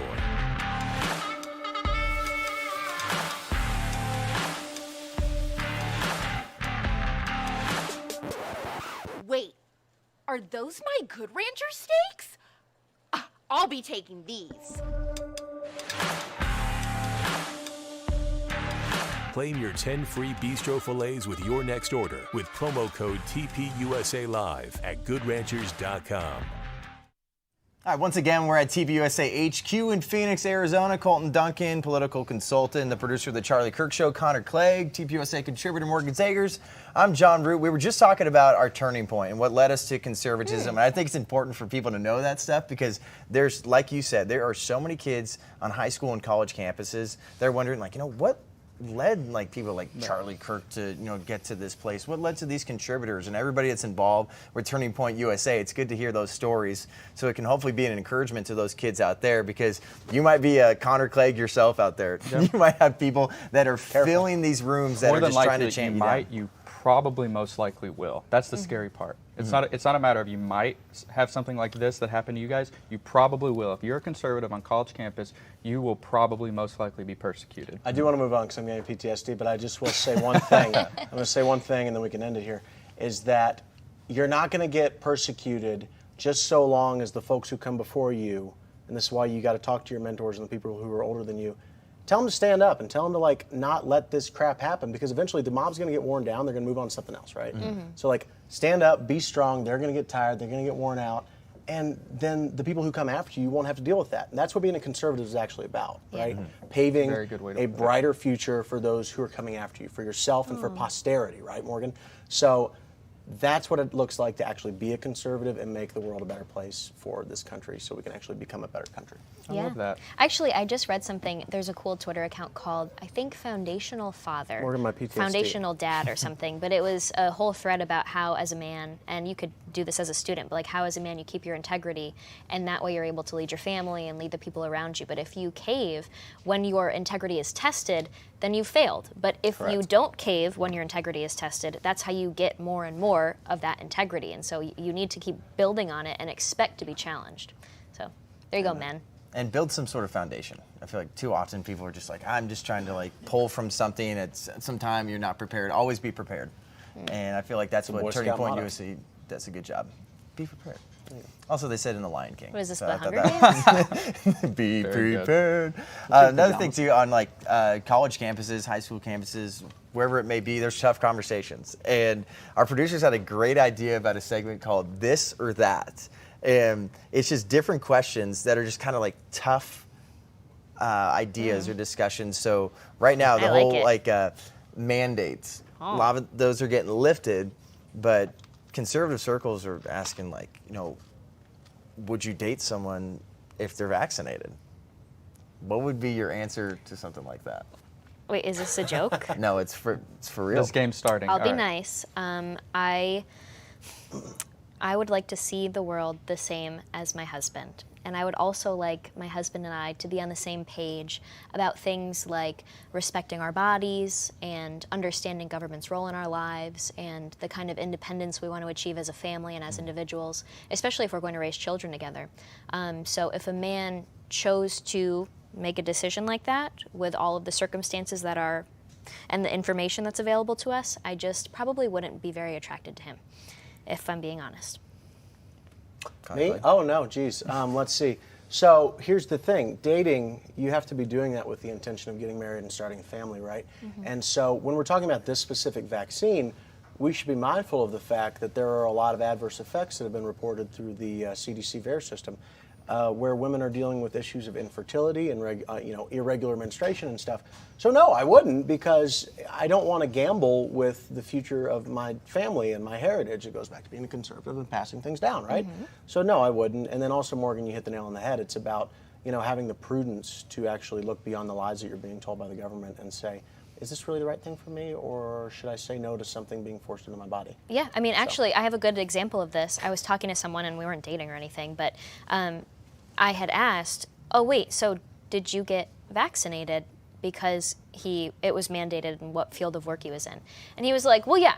And so then I said, okay, so you didn't challenge it or anything? No, he did not, and he didn't really care. You could tell he just didn't have the care in his heart to even worry about it, really. He won't fight for himself. And he was like, well, it's my job. And so I said, oh, okay, interesting, not attractive to me. But then I said, well, do you know what one you got? Because that kind of matters, the ingredients. What company did you have injected into you? He said, oh, I don't really know. What? And so my response to him again across the table was, oh, you'd think you'd want to know something like that. And then he says, well, I think I did Pfizer. Yeah. And I was like, okay. So in my head, I'm thinking, this just isn't the kind of care that I want my future husband to have for something so serious as this. He was lax about it. And like you said, Connor, if he can't defend himself, then he can't defend me. And he can't defend our kids. I Or mean, your homestead. you have governments. Yeah, you have governments that are saying they want to inject it into children under 5 years old. Is my husband going to put a wall between me and my children and the government no. and the Fauciism that is going to force this into our babies? I need that kind of protection in a world like this. Amen. Colton? I'll be the contrarian. I don't care. I mean, I guess that would mean the answer is yes. I think the vaccine got really, really hyper politicized, and I don't care either way. I'm among the mindset I don't even want to ask someone. I wouldn't want someone to ask me on the first date, and so I don't. Sure, I would date someone. I don't care. Yeah, I feel like for me too, it wouldn't be as black and white. I feel like situations like that, I would want to know that somebody like stood up for their values, because I mean, if there's someone in healthcare, I mean, there's somebody, I mean, going out with a nurse or something. No, Like I just got done with vaccines are very, very important. If you believe that if you were first in line to get it, that's your conviction. Yeah. I just feel like I'd want somebody to like stand up and try to challenge it, and then I could maybe come to some sort of like understanding or have like a little bit of grace if it's just like I went through all this medical school and I don't have a standing with this hospital. I'm trying to do everything I could that I could see past that. I don't think I would say like you got everything I'm looking for, except like it's just you decided you're gonna go through with this, and or if they just decide they're not going to get it, it's like, what, you pay back all that money? And I don't know. There's ways to fight back, but there's times too, like, I can have some sort of an understanding of people who are stuck between a rock and a hard place. But if people were like that and said, like, I don't know what I got, I'm just going with the flow, I don't think it's that big of a deal, I don't really feel like it's an infringement on my rights, whatever, I think that would be a massive And it also, you have to think of it in the sense of like, this isn't really about, do I care if he got vaxxed or not? It's what kind of effort is he putting into the relationship? He's talking to me. You guys know me. Do you think I want a man to act like that about something that I care about so much? No. And so in any situation with dating, you want someone to kind of be on the same page with you and to respect what you care about. You, like a guy, I don't always care about or enjoy some of the things that guys like, but I still respect them and I like to listen and stuff. So if you're going out on a date with me, you probably shouldn't say, oh, I have no idea what company I got injected in. I don't really care. Not ideal. The other thing is this isn't just about... you know what? Who cares? That being said, this isn't just about the health stuff. This is like with a liberal or a leftist. It's not that I'm saying I would never even date one. It's just I know it's not going to work out. I date intentionally. I'm trying to marry someone. And I just know that our basis of values and our understanding of the world around us and how government should be in our lives is different. And so I just know it's probably not going to work out, and that's why I wouldn't date them. Not because I think they're a bad person or anything like that. Next question, this or that. Are you a free speech absolutist or limited to kind of your beliefs? Connor, let's start with you. I think that's the best start. No, I'm not a free speech absolutist. Of course not.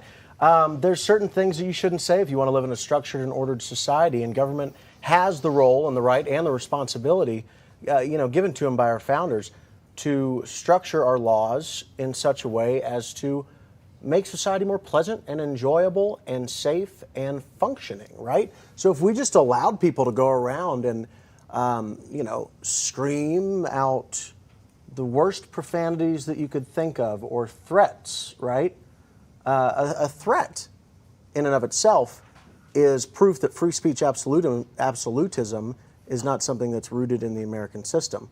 And also, if you're a Satanist and you want to hold a conference, I don't think you should be allowed to. And we should have a moral government who stands up for the right of a moral people, because the Constitution and the Declaration of Independence and the Bill of Rights and our founding documents that Morgan so articulately talks about on Freedom Papers are only meant for moral people because they were made by moral people, right? So, I mean, of course I'm not a free speech absolutist. That's libertarian crap. It's used to sell dope to a bunch of losers.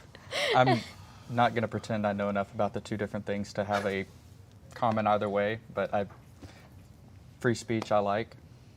Take that for what it's worth. Yeah, well, it's the concept of you can't yell fire in the crowded movie theater. Can't yell fever in a crowded fire. So you can't do that. I agree with that. I don't know if we necessarily airport. Should be banning satanic or like other, because they consider themselves like a religion, I guess. I don't know if we should be banning that kind of stuff, because then that power could be used against us. But at the same time, I totally see where you're coming from. I think it's just hard to say. But here's the question, right? So let's say that we get full control over the government, kind of in the similar way that we did in 2017, right? What if we decided just for once to grow a pair, or grow some intestinal fortitude rather, just to be gender equitable, and say, we're going to wage cultural war for good the way that the left does for evil, right? Yeah. And then we just institute the things that we want that would make society more profitable and more enjoyable and more harmonious and more united and more proud to be Americans, right?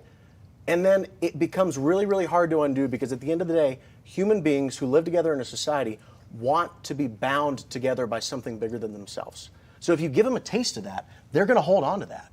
You get law and order instituted. You get the hobos off the streets. You get kids back in church, right? You get the pledge back in schools. You get the masks off their face. They're going to become addicted to the dopamine rush of being an American citizen. And you're going to have a generational prosperity like you've never seen before.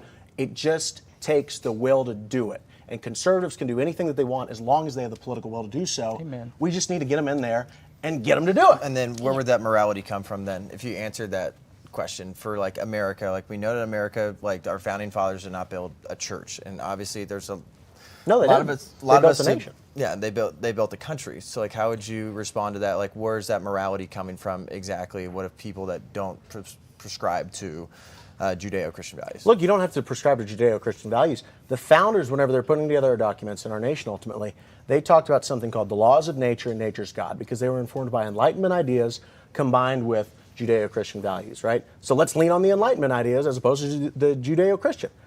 It's all the same because it all goes back to the same idea of objective good and objective evil, right? And yeah, the morals that I'm talking about that I think we should have in our society, obviously, because it is an Occam's razor dichotomy situation, yeah, of course we should promote the objective good. Like, me sitting here and punching Colton in the face is not an objective good. Not at Me all. not doing it probably is an objective good, right? So it's very simple, and we all know what's good and right and just in our hearts. We just have to dig a little bit, right? And there should be a role for government and the church and the schools to play in helping you get there and then build that out. Because again, makes a more prosperous country, makes a stronger country, makes a safer country. This or that's a little bit lighter. We have a lot of questions. I'm like, In-N-Out or Whataburger? Oh, In-N-Out. In-N-Out. Duh. In-N-Out. And we're from Texas. In-N-Out, 100%. Whataburger. Well, so I would say this. I'm from New York State, you guys. So I really only had like McDonald's and Burger King. Like I just had those crappy fast food burgers so that I never went. Then I moved to Texas and I was like, Whataburger? This place is amazing. And then I moved to Arizona and I'm like, In-N-Out? This place is even cooler. Wow, you guys have just really been living it up. So I think no matter what, we're doing way better than the Northeast. You guys are lucky. But I have to say Whataburger because like it's my Texan card. It's a betrayal for a Texan to say In-N-Out, but I'm at that point. And Wednesday was Texas Independence Day. It was. Yeah. Also, too, if you're not registered for YWLS yet, make sure you do that. We're going to throw a little promo up there and then get into what Senator Lindsey Graham had to say about Vladimir Putin. See you in a second.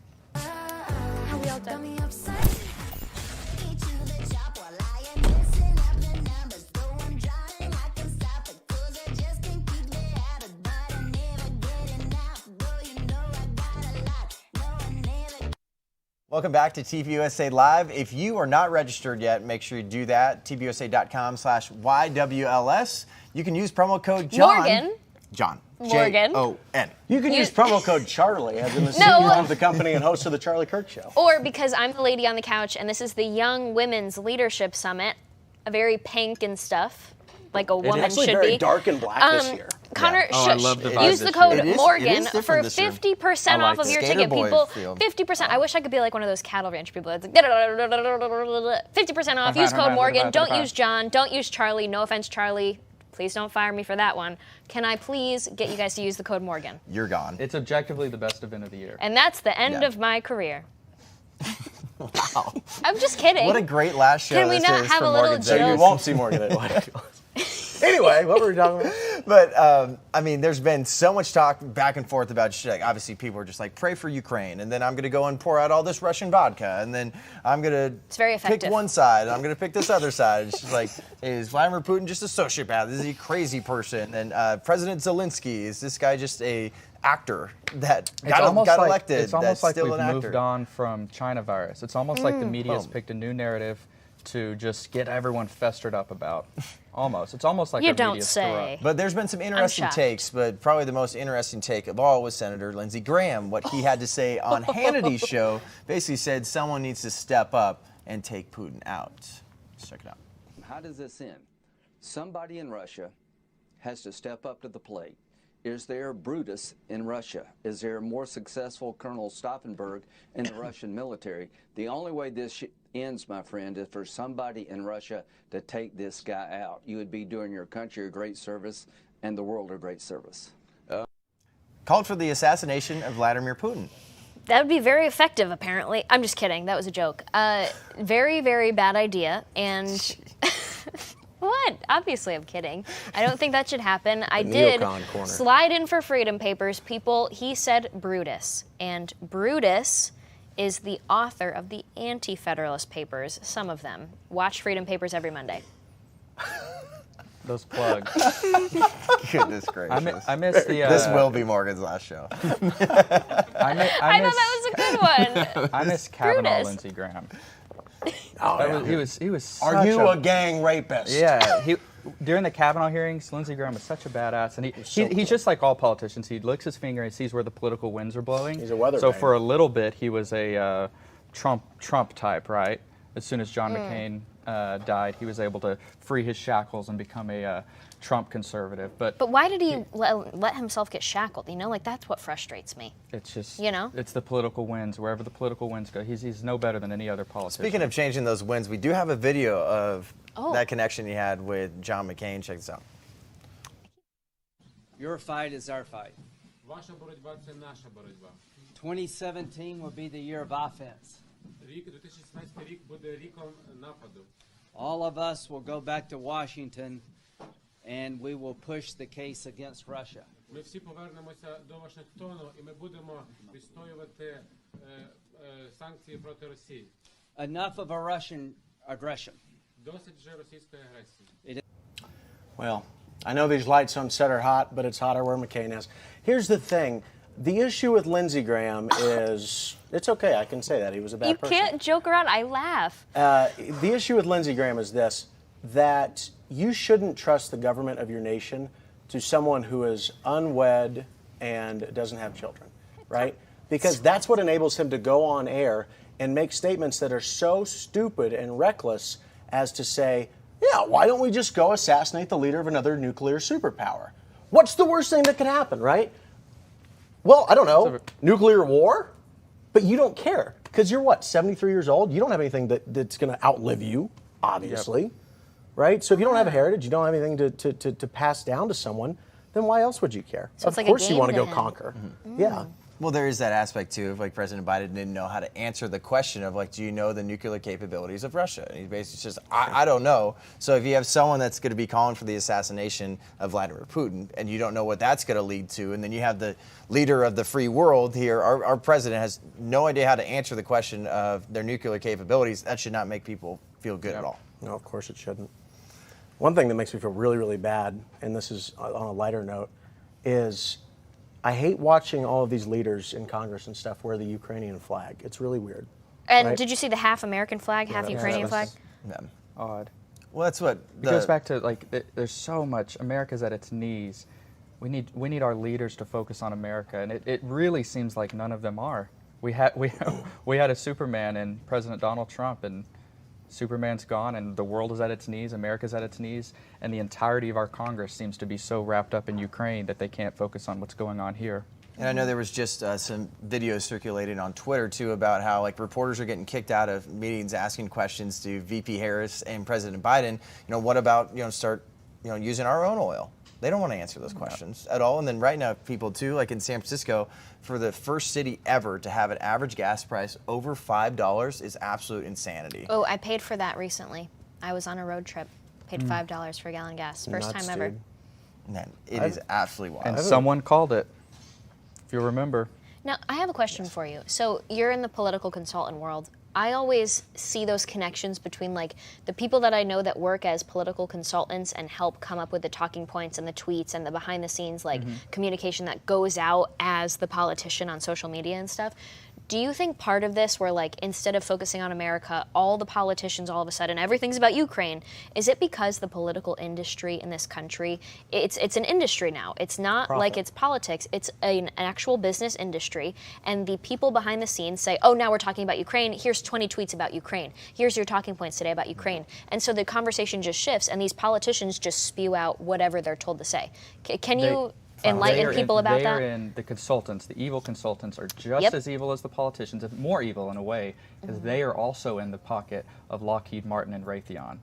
They want war the same way that the global media cabal wants war. They want war the same way that all the politicians and all the consultants and all the strategists, they all make money off of war. They all make money off of it. It's so obvious that they're trying to push us into another conflict because of money. And the consultants are worse than the politicians, I promise you. There it is. And then coming up next, we're going to talk to Jobob about, he's the host of season 2 of Socialism Sucks. But before we get there, we have a nice little message from our friends at Freedom Square. All right, guys, you have signed up, right? You've joined freedomsquare.com. If you haven't, why not? This should have happened a decade ago. How did somebody not think of this earlier? If you're a business owner, we have a business directory to promote your business to patriots across the nation. So if you want to buy American, if you want to sell American, we have a business directory. Whatever it is, go now. Join us in the fight for freedom. Welcome to Freedom Square. Once again, welcome back to TPUSA HQ in Phoenix, Arizona. Colton, Duncan, Clegg, Morgan Zegers. I'm Jon Root. We got to talk to our good friend Jobob, TPUSA contributor. He's the host of Socialism Sucks. He is going to be in the premiere of that coming up soon. I'm so excited for it. We're going to show you a preview of that. Check it out. Then actually first, we're going to bring in Jobob. Jobob, if you are on the line, let us know if you can hear us. What's up? I can hear you guys. Can you hear me? Oh, you look great. Oh, cool. There I am. Are you still in Hawaii, Jobob? I am. I picked the worst possible week to go on vacation. I should have pumped it back 1 week, but so many things have happened in this 1 week where I'm like, dang it, worst possible time to be off the grid. But we're here now and happy to be here. Well, definitely hope you're having a good time out there in Hawaii. It's beautiful. Wear some sunscreen. I know you don't have to wear as much as I do, but I hope you're having a good time. No, I do not. But before we get into like what people can look forward to for Socialism Sucks, this brand new season of it, we're going to play a preview of what people can expect. Let's check it out.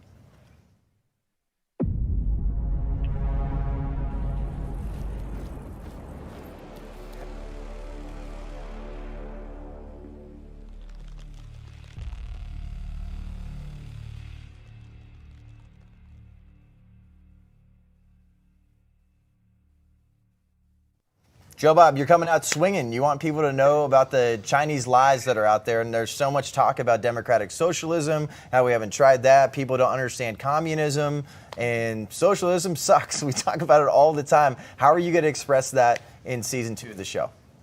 Yeah, so one of the big things I think that a lot of people miss when it comes to socialism is how the structural hierarchy works. Right? If you're in a so capitalism is driven by incentives. Socialism is driven by fear, which is why it's terrible. And the fear disseminates all the way down to the lowest levels, which is how we think in this upcoming episode of Socialism Sucks, how the CCP bat fever got started. So what we're doing here in this inaugural episode, and there'll be more to come, is kind of displaying how the socialism structure that goes on within China made COVID-19 possible and actually drove it to the point that it is now. So that's, I think, the big thing. There are so many things out there that I feel like a lot of people don't know that we were able to condense into a, I don't want to say bite-sized, but it's not a feature-length documentary, but a version that's digestible by a lot of people that hopefully can kind of shed some light on what actually happened in this whole pandemic situation and how we can hopefully never have to deal with this again if some people start to see the light. Then obviously, Jobob, you're a lighthearted guy, and this is a tough, tough subject because people have been hurt big time over the past 2+ years, and we've let China just run rampant when it comes to the Olympics, when it comes to our leaders of this country not holding them accountable for absolutely anything. How are you going to bring in some kind of lighthearted Jobobisms into this? Well, we tried to throw in some jokes and some quips. The writers on this were incredible. The producers were incredible. The production staff, everybody was incredible who worked on this. I just got to read off the teleprompter, which was great. But we tried to bring kind of a lighter-hearted feel to it because there are so many people out there. None of this is bad. They're just saying the media is overwhelmed with a lot of people that are down on China. We're remaining down on China, but at the same time trying not to turn off the crowd that looks at the darkness of it and immediately shuts it off. We're trying to reach some people that probably wouldn't have otherwise been reached with, obviously keeping the serious tone of what's happening, but maybe joking and making fun of people in the same way that, Seth Dillon from the Babylon Bee tries to do. The best way to get rid of bad ideas is to ridicule them out of existence. And that's kind of the vibe we're trying to go with this in hopes of reaching a broader audience. And then, Jobob, final question for you, because we got to get you back out to the beach or out to a luau or whatever the heck's going on out there in Hawaii. Where can people watch this, and what's your main goal in Season 2 of Socialism Sucks? Yeah, so people can watch it, I think, right after Politics today. Correct me if I'm wrong when you're doing your outro thing. But you can also watch it on Facebook, YouTube, that is Twitter, correct, Jobob. All of the places.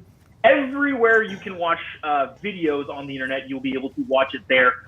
It'll be up in perpetuity, and please share it amongst your friends.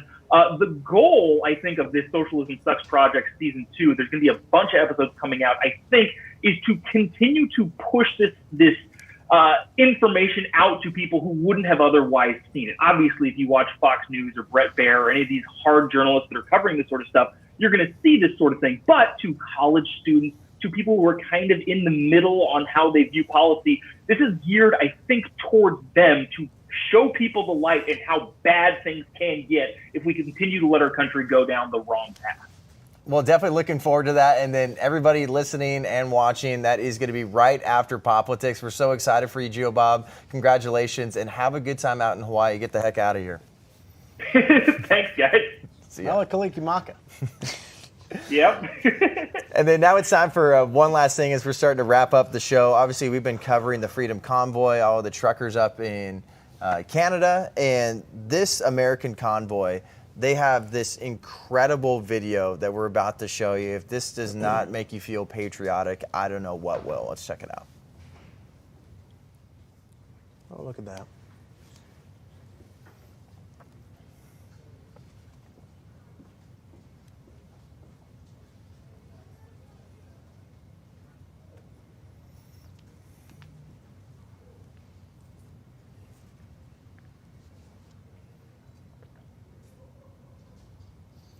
You know what's interesting about that? I could have woken up from a coma, been out of it for the past few months, even year, and looked at that and said, that's a group of conservatives. They're waving an American flag. They must be conservatives. It's very sad that you don't see leftists doing stuff like that. Of course, because they want to burn it. Yeah. And they want to just burn and that's a new the thing. foundation of this. I think like 5 or 6 years Or they ago, want to turn I think it into the leftists Ukrainian flag, right? Did they have the flag? This is a new thing. I can look at that and say, conservatives, bam. Yeah, I mean, look, when I looked at that, I thought to myself, that's the future of America. That's who I'm going to put my hope in. That's who I'm going to put my faith in to actually get things done, and not the elected bureaucrats in Washington, D.C., because when I looked at that flag, that was 50 beautiful white stars on a field of blue, and there were red stripes, and there were white stripes, and there were no blue stripes, and there were no yellow stripes. That was an American flag, not some weird hybrid like the people in Congress did, Nancy Pelosi did. It's a very good way to put it, Connor. So, good for them. Keep on trucking. Honk, honk. And then there was news coming out of the convoy up north in Canada, and we've heard so much about GoFundMe. How a lot of this money, that's what Prime Minister Trudeau was trying to say, it's from the U.S., it's from different places, but the president of GoFundMe actually came out and said that nearly 90% of the donations to the movement were from Canadians. And so roughly $1.2 million came from outside the U.S., but the vast majority, tens of millions of dollars, came from inside of Canada. And it's contrary to what they were telling you. Like, these people were lying to you. Government lied. What? Media? It's shocking. It's shocking behavior. I wouldn't have expected it. Yeah, you know, look, at the end of the day, it's really actually kind of sad that we even have to be talking about this because we shouldn't be here in the first place. So we shouldn't have to go through trucker convoys and waving flags and doing all this stuff. Our government should just care about us, but they don't. And so I'm glad that we have citizens who care enough about their fellow citizens to go out and do something about it. Yeah. And then also, too, a little piece of Ukrainian news. So Mila Kunis and Ashton Kutcher, they weren't teaming up for Punk'd. They were trying to see what they can do to help out the Ukrainian people. And they came out and said, here's a fundraiser you can support. Let's check out this video. Today, I have never been more proud to be a Ukrainian. And I've never been more proud to be married to a Ukrainian. You know they're married, The right? events that have unfolded in Ukraine are devastating. There is no place in this world for this kind of unjust attack on humanity. And while we witness the bravery of the people of the country that she was born in, we're also witness to the needs of those who have chosen safety. We're raising funds to support a relief effort that will have immediate impact and supply much needed refugee and humanitarian aid to. So boom, they're stepping up for them. They have Ukrainian ties. That's what they're planning on doing. So you can support that if you'd like. And you were telling me they're married. I knew that. Well, when you said the John, The Punk thing? I when you thought so, said too. that they were teaming up for Punk'd, I didn't think. I was like, maybe he just thinks they're like old cast members from that '70s show, and like it's cute that they got together again or something. So I was just seeing. I didn't say it loud so that everybody would hear. No, we're here to expose you. That's what we're doing. It's the boys show. Thank you, Connor. See, Connor's like my loving castmate. What is it? Co-host? Sorry, I take that all back. I'm just. You can't put me on live shows. I need a pre-filmed podcast. Speaking of, tune in to Freedom Papers. Plug it again. Yeah, you got to probably do one more plug before we go out. Oh, well, we're about to go film on Federalist Paper 21, and it's pretty great. So if you ever want to tune in, every Monday, 8 p.m., a new episode drops. Apple Podcasts is really the best way. Or there's video version on YouTube. Freedom Papers. Breakaway's pretty great, too. And remember to use code Morgan for YWLS at tpusa.com/YWLS. Code Morgan for 50% off. You can also use promo code Charlie, but if you really want to save yourself some time, JON. And then that's it. You're done. Or put a little more effort in, because I have high expectations for people out there. I think you can type 3 more letters. Or Morgan. subscribe to the Charlie Kirk Show, because speaking of 3, we're the 3rd-ranked news podcast in all of Apple Podcasts, so check it out. And then register for YWLS. But coming up next, we got Human Events Daily with Jack Posobiec. For Colton, Connor, Morgan, and I, have a great weekend. Woo! Bye-bye.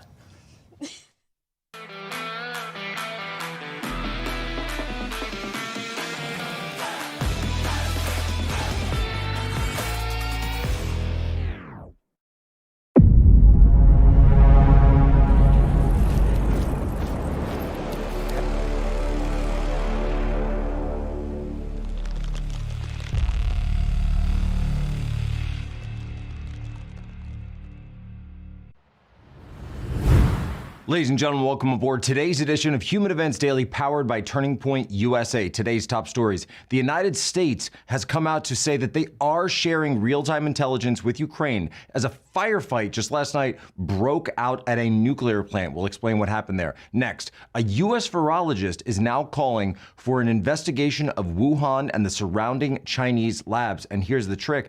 He actually worked there. Next, the U.S. and Iran are close to reviving the Iran nuclear deal. This was something that President Trump had canceled in 2018. And then finally, China's restrictive family planning policies are planning to be abolished amid a population drop-off crisis. All of this and more ahead, Human Events Daily.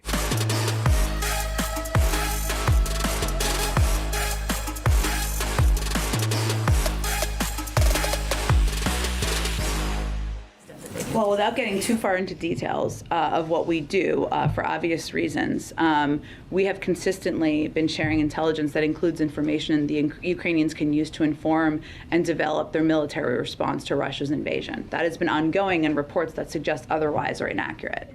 So there you have it. The United States, and I don't think this comes as any surprise to anybody, is sharing that real-time intel with Ukraine, or as much as they can on the ground. Obviously, you know, communication systems are probably under a lot of hindrance right now. I'm sure there's all sorts of cyber warfare operations that are going on behind the scenes that we're not even hearing. That being said, of course, we have been able to see numerous press conferences with the president of Ukraine. We've been able to see a lot of videos, of course, coming out of the war zone. This is probably the first war that we can really follow all of this in real time. And then just last night, so I was live on Timcast IRL with Tim Pool and Daniel Turner and everybody else who was there, Seamus Caffrey from Freedom Tunes. And all of a sudden, just before we were about to go live, we got this report that a firefight was taking place at a Ukrainian nuclear power plant, the largest nuclear plant in all of Europe, right on the banks of the Dnieper River. And so at first, we're watching this thing in real time, and you can see the soldiers on top of the roof of one of the buildings. It looked like it was one of the administrative buildings that were firing down, and it was tracer rounds. You could actually see them at night, and then artillery and troops on the ground, Russian troops firing back at those soldiers of the nuclear plant. What happened in the run-up to all of this was that the Russian soldiers had arrived. They said, look, we have you surrounded, we have you outgunned, surrender, and we can safely transfer ownership of the nuclear plant to us. Ukrainian troops refused, and actually you can see some video footage of what appear to be RPGs fired at the Russian troops. So they were fired at, the Russian troops then fired in response.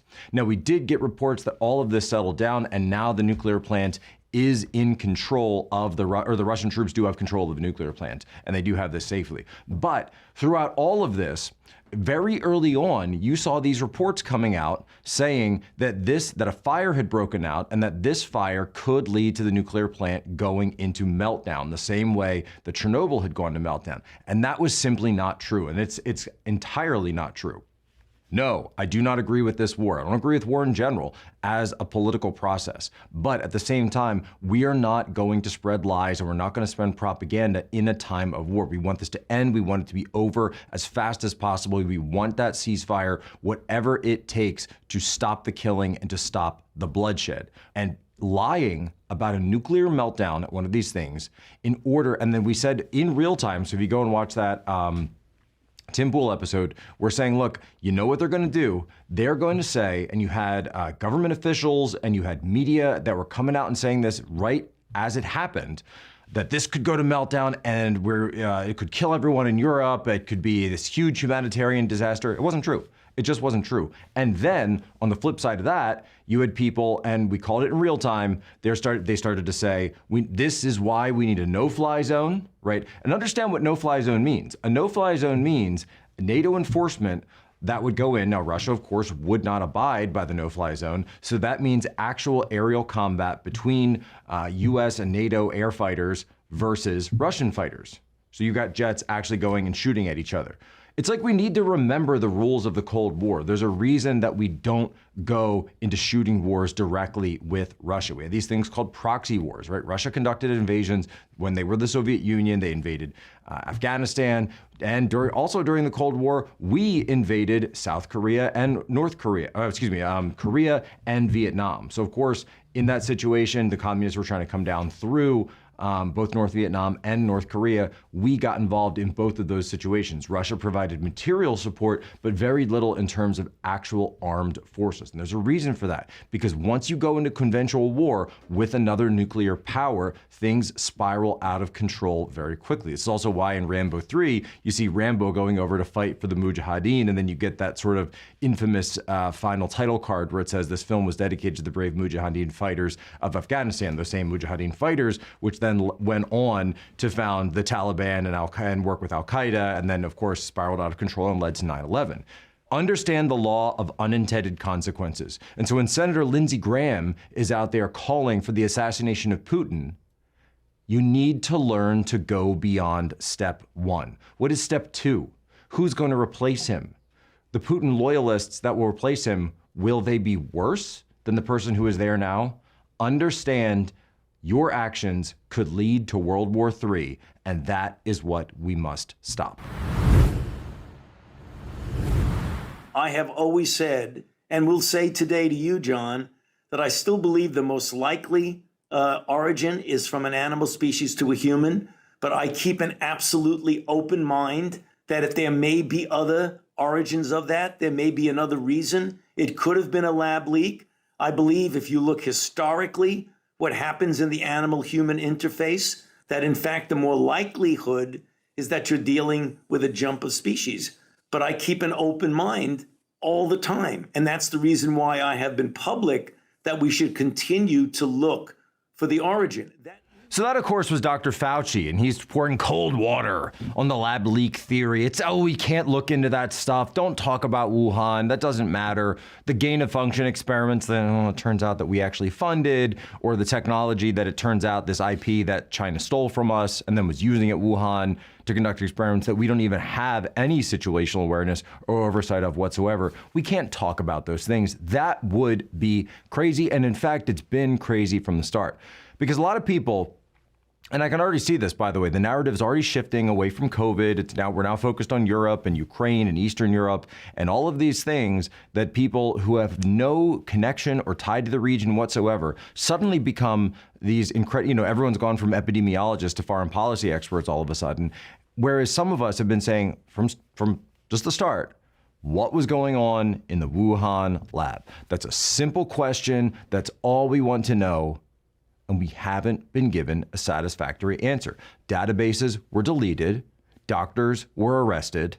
Scientists went missing. Interns went missing. The whole website was put on lockdown. And there's been no substantive, actual, investigation of that lab. The only one, by the way, was led by Peter Daszak, the guy who was working to fund. He was the cutout for EcoHealth Alliance of the actual funding of the gain-of-function experiments. But now we've got a new email that's come out, and this is given to us courtesy of a FOIA request from US RTK, US Right to Know, and this comes from James Leduc, a biosafety expert and virologist who collaborated closely with the Wuhan Institute of Virology, outlined how he might investigate whether that lab or any other in Wuhan could be implicated in the COVID-19 pandemic, according to this email from USRTK. The email was titled, "What Would Jim Do?" And it proposes a set of questions and a survey of coronavirus research at the Wuhan Institute of Virology and other nearby labs. Leduc suggested a detailed examination of the work underway at each lab, including specimens from bats collected from the field, attempts to adapt coronaviruses to growth in cell cultures, gain-of-function research, the use of humanized mouse lines expressing human lung ACE2 receptors. Quote, "If nothing significant was found, it would help reassure the world that it is unlikely that SARS-CoV-2 originated from the laboratory," Leduc wrote in the email, which was sent to staff at the National Academy of Sciences, a FOIA request through the Texas Public Information Act request. In a separate email published last year, Leduc expressed concerns that a lab accident would be more likely to happen at a less secure BSL or BSL-2 or 3 labs than the high-security BSL-4 lab that has been the focus of international attention and concern. So essentially what he's pointing out is that, yes, there is the main Wuhan Institute of Virology, but there are other sub-labs and other facilities throughout that Wuhan region that are associated with this BSL-4 lab. And so what his point is that you could have had other situations where there was, hypothetically, a gain-of-function research experiment done at one lab, the culture is taken to another, the leak happens there, this gets out somehow, right? There's all sorts of permutations that I'm sure everybody can think of, and we certainly discussed all the way back early in 2020 to suggest how this could have happened. And anybody can come up with any explanation whatsoever. Could be malfeasance, could be somebody trying to sell something, in the marketplace, and then it goes, whatever, right? Whatever it is that has something to do, again, having something to do with the lab. And now this guy, by the way, Leduc, this isn't just some, random person, right? This is a guy who provided training to Chinese researchers who worked at the Wuhan Institute of Virology, including in biosafety, lab operations, and biocontainment. He's been traveling there to assist this lab and to meet with Yuan Zhiming, a director there, since 1986. Since 1986, he's been going there. Leduc was the longtime director of the Galveston National Laboratory at the University of Texas Medical Branch until he retired in February 2021. The Galveston Lab and Wuhan Institute of Virology are 2 of 3 labs in the world that perform similar risky research on novel coronaviruses, according to Richard Ebright, professor of governors, Board of Governors professor at chemistry and chemical biology at the Rutgers University. So you've got people that have been digging into this lab since the 1980s, that have been working there, saying that they don't think it's a crazy tinfoil, fringe possibility. They think very clearly that there are ways that this could have gotten out or could have been leaked from a gain-of-function experiment. And obviously, we, as free citizens, are allowed to ask these questions. Number one, what was our government up to? What level of involvement did they have? Number two, what was the CCP up to in this lab? Was there something tied to this lab and gain of function? Was there something tied to this lab and the PLA, the People's Liberation Army, the Chinese military? The entire world has a right to know why so many millions of people died, and we lost all of this money and all of this time being put in this precarious position from COVID-19, where we're still not even sure where it came from. Well, of course, we know there's a lot of unrest in the world, but if you want the best rest that you can get, I know, the best night's sleep in the whole wide world, you go to mypillow.com. Look, you got towels that actually work. You got pillows that actually work. You've got pillows that you can give your kids. You got the Bible pillows. That's how we pass our traditions down generation to generation. For my kids, it's the Noah's Ark pillows, it's the Creation Story pillows, and it's the Holy Family, that Nativity Story pillow. We have them every night. Jack, when we goes to bed, we say, good night, Jesus. Good night, Mary. Good night, Joseph. Good night, sheep. So that's what we do every night. Because we have that MyPillow, we just make it part of our family culture. We make it part of our life at home. That's what we do. It's mypillow.com/poso. And by the way, we sleep on them. We sleep on it every night. It's a MyPillow that we do the mattress topper, we do the Giza Dream sheets, and of course we do the actual pillow itself. With my wife, when she found out that we had the promo code, she said, get rid of all the pillows. She threw out all the pillows in her house, replace them with MyPillows. You guys want to do the same? It's mypillow.com/poso. Gotta get into this next story. The Iran deal is coming back online. While everybody's focused on Ukraine and everybody's fighting about the COVID mandates, it turns out that President Biden has been going around behind the scenes and reviving the Iran deal that was shut down in 2018 by President Trump. Here's President Biden describing it. Diplomacy is the best way to prevent Iran from gaining a nuclear weapon, and we discussed how best to encourage Iran to resume serious good faith negotiations. I think we're continuing to suffer from the very bad judgments that President Trump made in pulling out of the JCPOA. And so that's one issue, and that issue is going to depend on whether and how that gets resolved is going to depend on their action and the willingness of our friends who were part of the original agreement to stick with us and make sure there's a price to pay economically for them to fail to come back. With regard to the issue of how we're going to respond to actions taken by them against interests of the United States, whether they're drone strikes or anything else, is we're going to respond. And we're going to continue to respond. So here's my question about all this. Now, keep in mind, by the way, we're working directly. We, when I say we, I mean the United States, not me, not Human Events here, is working directly with the Russians, right? And he says that Russia, China, right? They're all working together on this. But I want to go back to something that Biden just said, and I've got his quote right here. Diplomacy is the best way to prevent Iran from gaining nuclear weapons. Think about that sentence. Diplomacy. So you've got a country that we view as an adversary, but we want to try to prevent what we consider bad behavior by that adversary. We want to guide their actions. So in this case, we're saying, let's make a deal, let's have a negotiation. Again, just following the Biden administration's logic on all of this. So they're saying the best way to do this is to de-escalate. And by the way, there's a huge issue here where they're trying to take the IRGC, the Iran Revolutionary Guard Corps, off the international terror sanctions list, right? That obviously would not be a good idea for a variety of reasons. Remember General Soleimani? That's that guy. He was the head of all of IRGC. So to take this entire group that actually conducts terrorist attacks throughout the Middle East off the list, probably not going to be a good idea. But let's call out the double standard when we see the double standard. Because he's saying diplomacy is the best way to prevent Iran from gaining nuclear weapons. Well, if that's the truth, then why wasn't that the case when it came to Ukraine and Russia? Why didn't you say diplomacy is the best way to prevent Russia from invading Ukraine? Why didn't you say, let's go to the negotiation table, a serious negotiation table, and instead of provoking them, and instead of arming Ukraine, and instead of driving everything towards this war happening and taking place, you didn't take your own advice and say diplomacy is the best way to prevent this bad hostility from happening, right? Think about that for a second and ask yourself what the priorities of the Biden administration actually are in this situation. Why did they want a war in Europe, but they're willing to turn around and give Iran everything they want in order to prevent them from having nuclear weapons? And they think that's the best policy. Once you understand that, you will understand the corruption that drives this White House and understand that, again, it's not hypocrisy, it's hierarchy. China is headed for a demographic cliff. Russia is also experiencing demographic issues.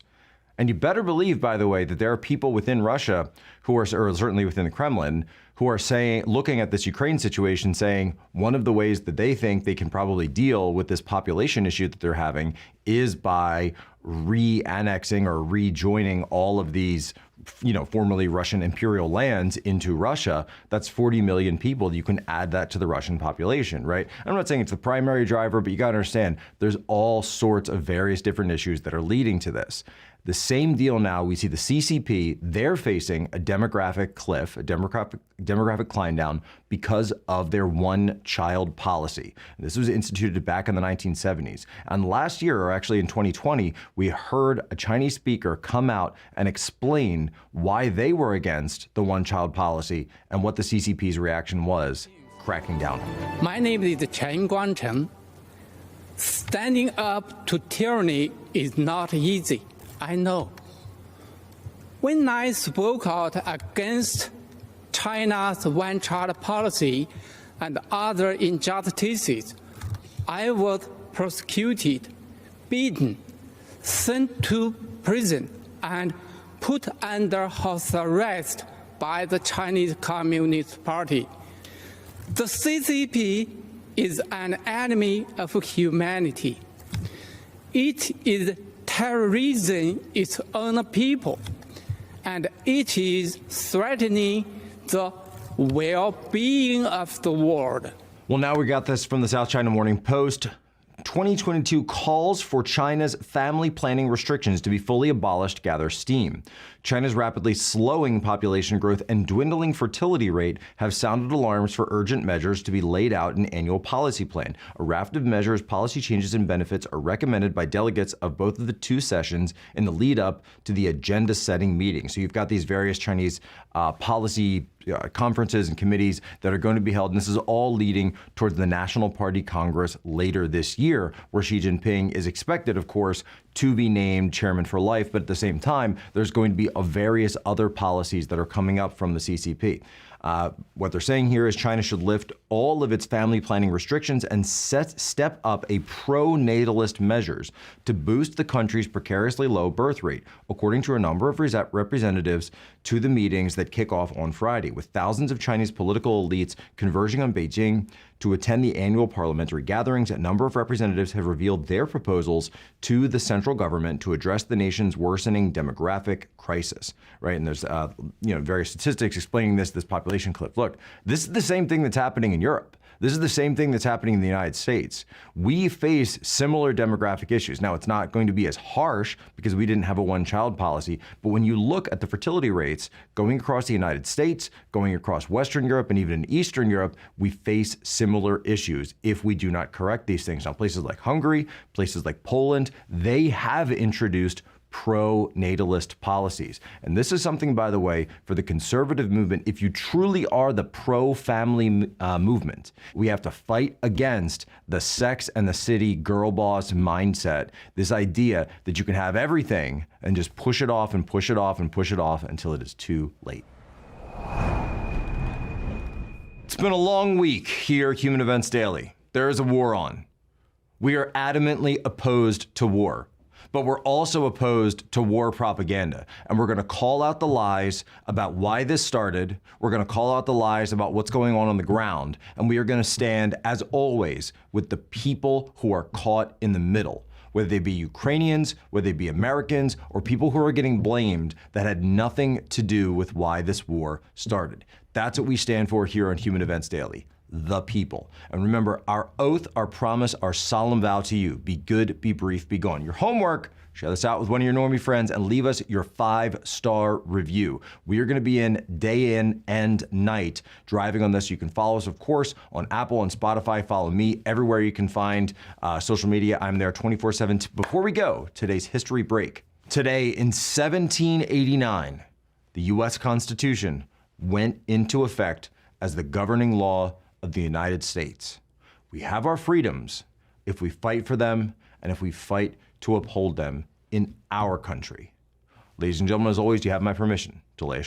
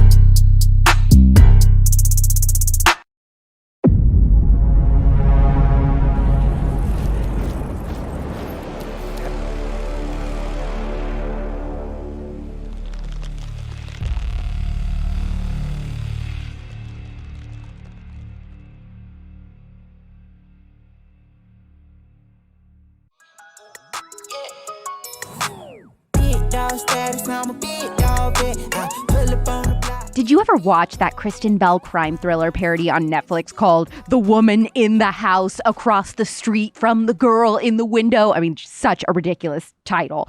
Kristen Bell's husband in the show, though, played by Michael Ealy, is a forensic psychiatrist for the FBI and specializes in serial killers. One particular case that he's assigned is for a cannibal killer named Massacre Mike. Of course, the show is a parody, like I said, so the writers come up with this plot where Kristen Bell's husband, Douglas, brings their daughter to work one day for Bring Your Daughter to Work Day. Well, his work is actually at a prison, and his job is to interview these maniacs. One thing leads to another, and Douglas leaves his daughter in the interview room with Massacre Mike, and well, he eats her. I mean, the whole thing is ridiculous, which is the point. But there are real people like Massacre Mike out there. And there are real people like Douglas who study serial killers and predators and why they do what they do.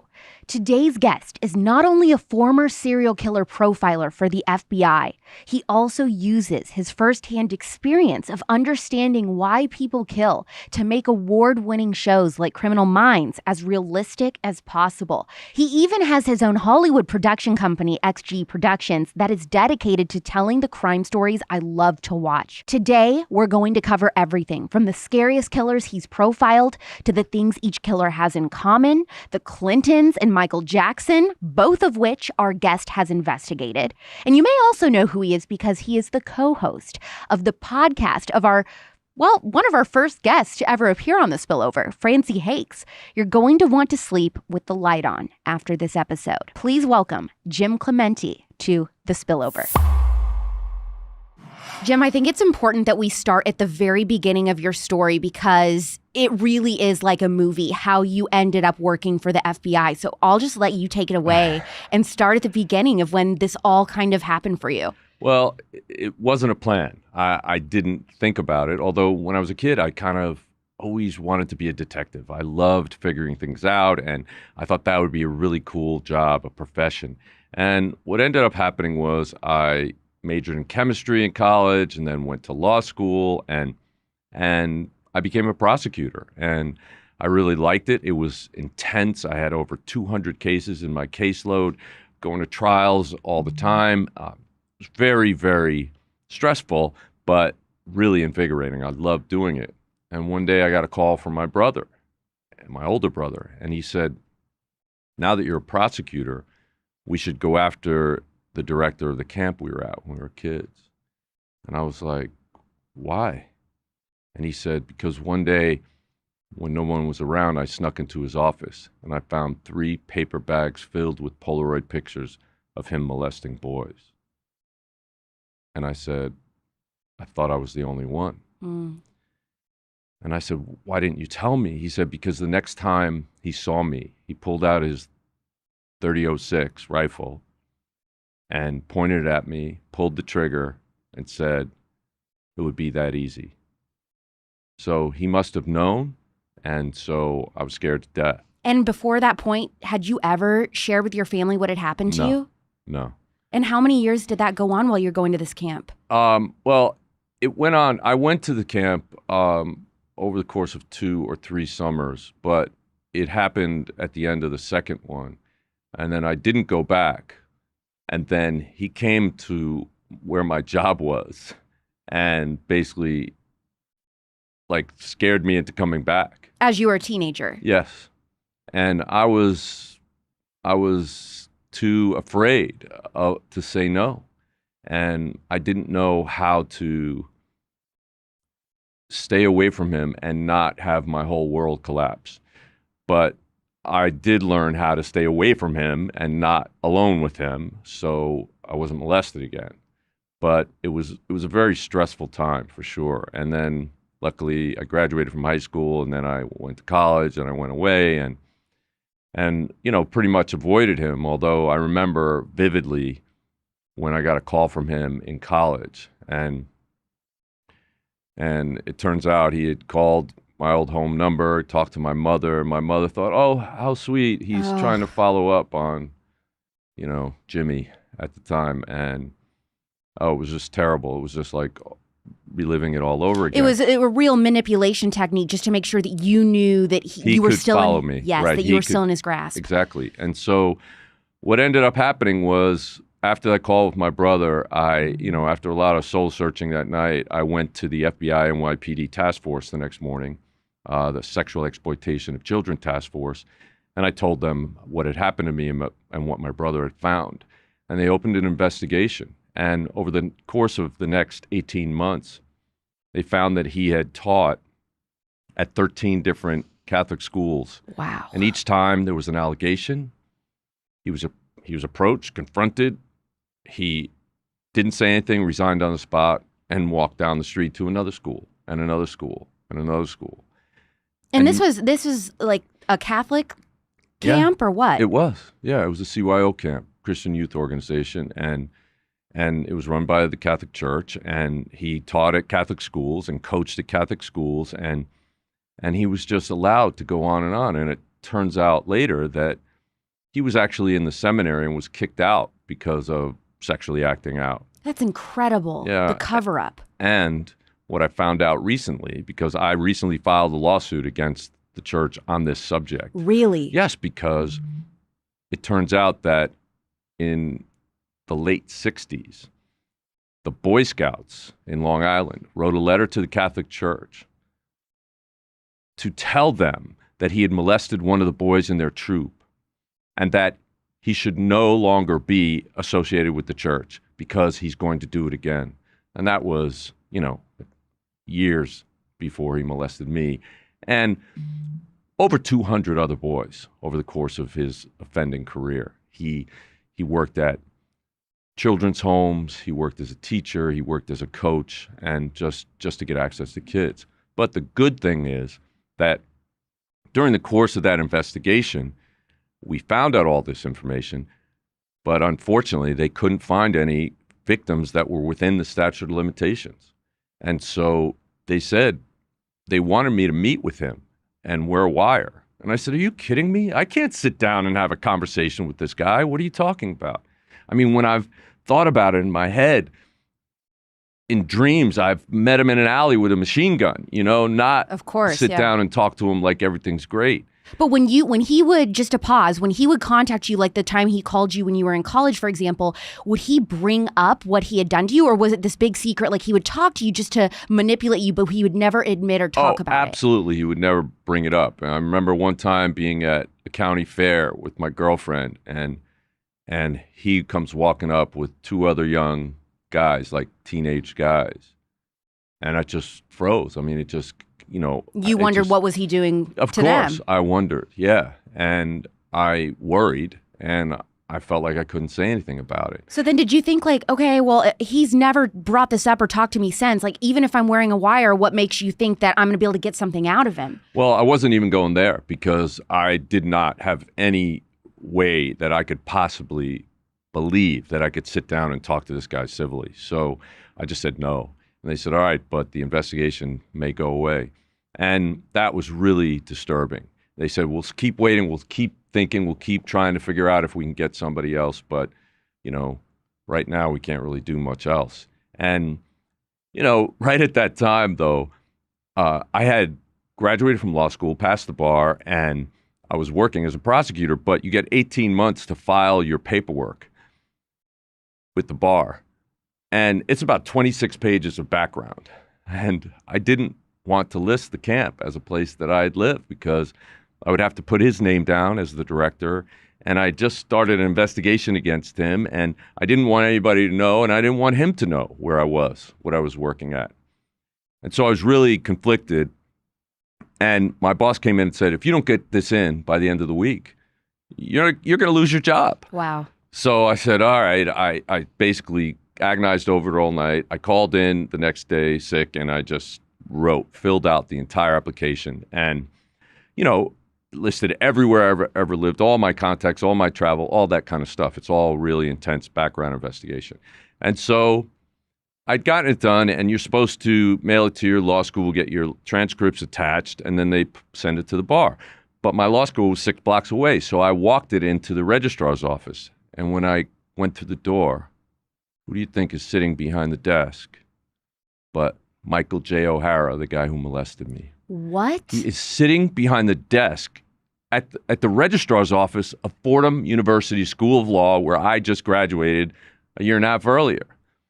I couldn't believe it. I was in complete and utter shock. I was like, I just convinced myself that this would never happen, that I would never have to see him again, that it was ridiculous for me to still be afraid of him. And there he was. I was frozen in place. I didn't know what to do. What was he doing there? He had just got fired from another school and picked up a night job at the law school. Did he know that that's where you had gone? Well, the first words out of his mouth were, yeah, I noticed you graduated from here a couple of years ago. He was sitting right next to the alumni file. So the exact thing that I was so worried about and had just convinced myself would never happen was playing out in front of my eyes at my law school. I mean, it was just unbelievable. It was unbelievable to me. So I had to sort of think in the moment. We got an investigation going. They want me to wear a wire. Here he is. I know where he is. I made an excuse and got out of there. Well, luckily the dean walked in. I had her personally handle my stuff, and then I got out of there. Well, as I was leaving, he said, by the way, I was really sorry to hear about your mother's passing. Jeez. And that got me because ever since I got molested, I was close with my mother, but once I got molested, I was so worried that she would find out that I just kept her at a distance, and I kept everybody at a distance. It shut me down. I was afraid. I felt like I was damaged goods. I felt like it was stamped across my forehead, and it just really changed my life. And then he said that because she had died a few years earlier from cancer, and I never got to resolve it with her and tell her what was really going on. She used to always say to me, Jimmy, you were such a happy kid. What happened? Why don't you talk to me anymore? That kind of stuff. And you're like, I can't tell you what happened. Yeah. And so him saying that just firmed up my resolve. And I went outside. I called the FBI. I said, look, I know where he is right now. Come and wire me up. We set up a meeting at this bar down the street. And the FBI agent and the detectives that were working the case sat me down and coached me on how I should talk to him. And they said, look, offenders like this know that they're despised by the public, and they're always searching for friends. So you have to open the possibility that you don't hate him, that you think what he did was okay, you just didn't understand it at the time. Oh, and did that just make you sick to your stomach to think I have to act like I want to be this guy's friend after what he did to me? Absolutely, it made me sick to my stomach. And I said, I don't think he's going to fall for it. I said, I don't think he's going to believe that from me. And they said, look, we've been doing this a long time. Trust us. Just say these words, right? And so I said, all right. And I met him. And what year was this, by the way? This was in 1985. Okay. And I remember it was Halloween night.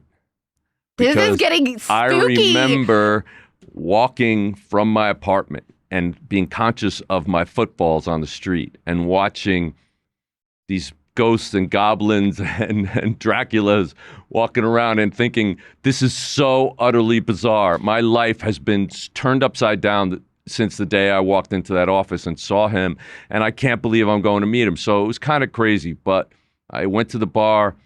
I waited for him in a booth that we had picked out. There was a detective and an agent in another booth, and they were listening to my recording, and he came in and he sat down, and, you know, almost immediately he was like, you know, so what did you want to talk about? And I said, you know, I just got my beer. Can I just at least have a drink and chill out, you know, because I was nervous, but for another reason. Right. And so he said, yeah, you always were a wimp, never could stand on your own 2 feet. Immediately trying to reset that imbalance of power that he had when I was a little kid, right? So he wanted to be in charge. And so I went with it. I let him feel like he was in charge. And I was like, yeah, this is kind of really difficult for me to talk about. I don't know if, and they told me this, to say this, there's no one else in the world that I can talk to about this. And he said, all right, well, I'm the teacher. Correct me if I'm wrong. He said, this is about what happened between us, right? This is about sex, right? And kids. It's so gross that that's what he called it, like as if it was consensual, you know? And I just went like this. How did you know? You know?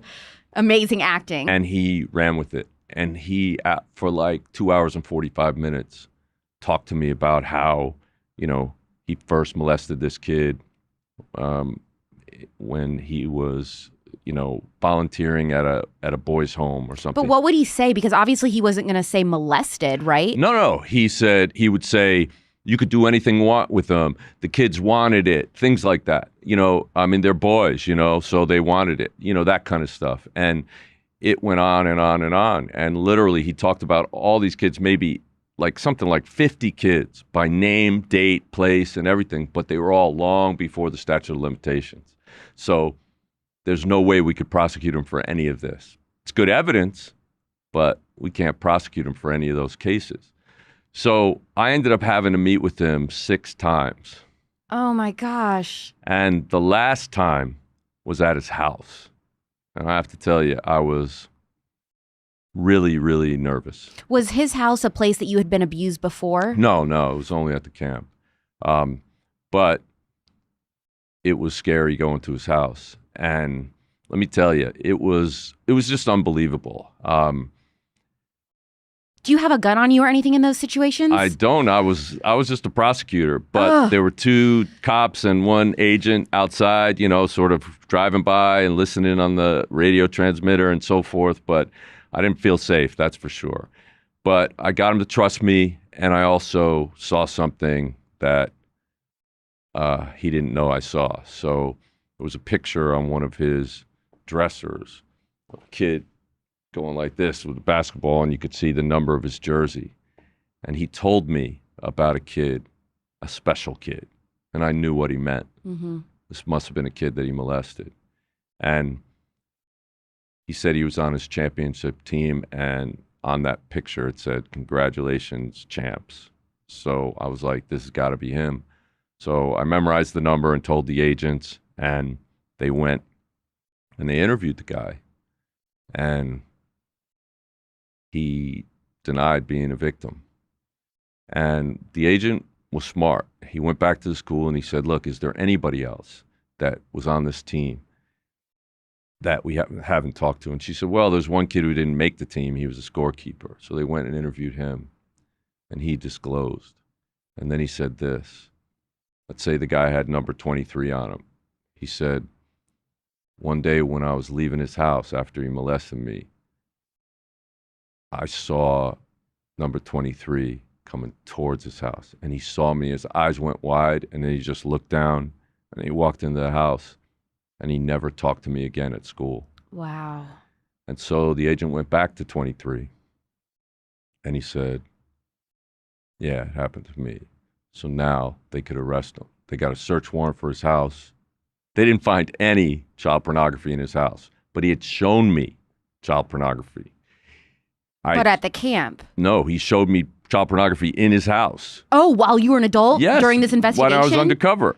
And I took 2 of the little thumbnail pictures and I gave them to the agent. What was he was showing you that just thinking that you would like it? Yeah, And so did you have to check this out. pretend? Yes, well, I had to pretend, wow, this is, where do you get stuff like this? You know, that kind of stuff. You know, I was trying to tell him that, you know, I had mixed feelings, you know, before I was really afraid and that's why I reacted so badly. You know, I didn't understand you were just trying to teach me, you know, just feeding the things that the agents had told me. And, you know, it worked. I mean, he totally bought it. But he did tell me this.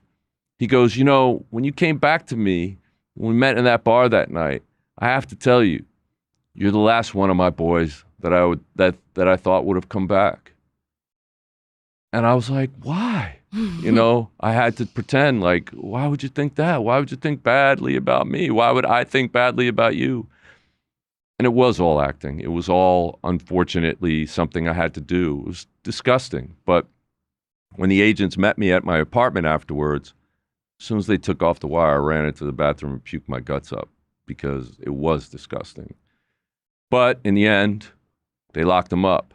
But do you know that he got a 5-year split sentence and he served about a year in jail and then was free? Why? Because they didn't, at the time, give child sex offenders long sentences. And so what ended up happening to him? Well, he ended up getting a job as a car salesman in Long Island. And I told him, if you ever go near another boy, I'm going to be on you in a second. Yep. And I had the commissioner of probation watch him closely. And, you know, as far as we know, he didn't molest anybody else. And then he died, you know, years ago. What is that alcoholism. like when you're an adult and your abuser dies years later? How do you process that? Is it a feeling of joy? Is it still sadness? Well, let me tell you something, an interim fact that affected that. I was presenting in Toronto, I believe, with Sheldon Kennedy, who's a NHL star, right? And he has disclosed that he was a victim, that he's a survivor. And we spoke on a panel and, you know, before a fairly big crowd, and people were asking questions at the end. And somebody stood up and asked me, did you ever forgive O'Hara? I was like, what? What? He never asked me to forgive him. And they said, well, they don't have to ask you for you to give forgiveness. And it just like something clicked in my head. I said, you know what? Let God deal with him. Yeah, I forgive him. And it felt immediately like this weight got lifted off my shoulders. Like, forget about him. I don't have to deal with him anymore. He's not in my life anymore. I mean, I'm carrying around all this, you know, anger and hatred and guilt because of him and shame. I really don't have to. And it was such a freeing moment. Now, I can't tell everybody, just forgive the people that do horrible things to you.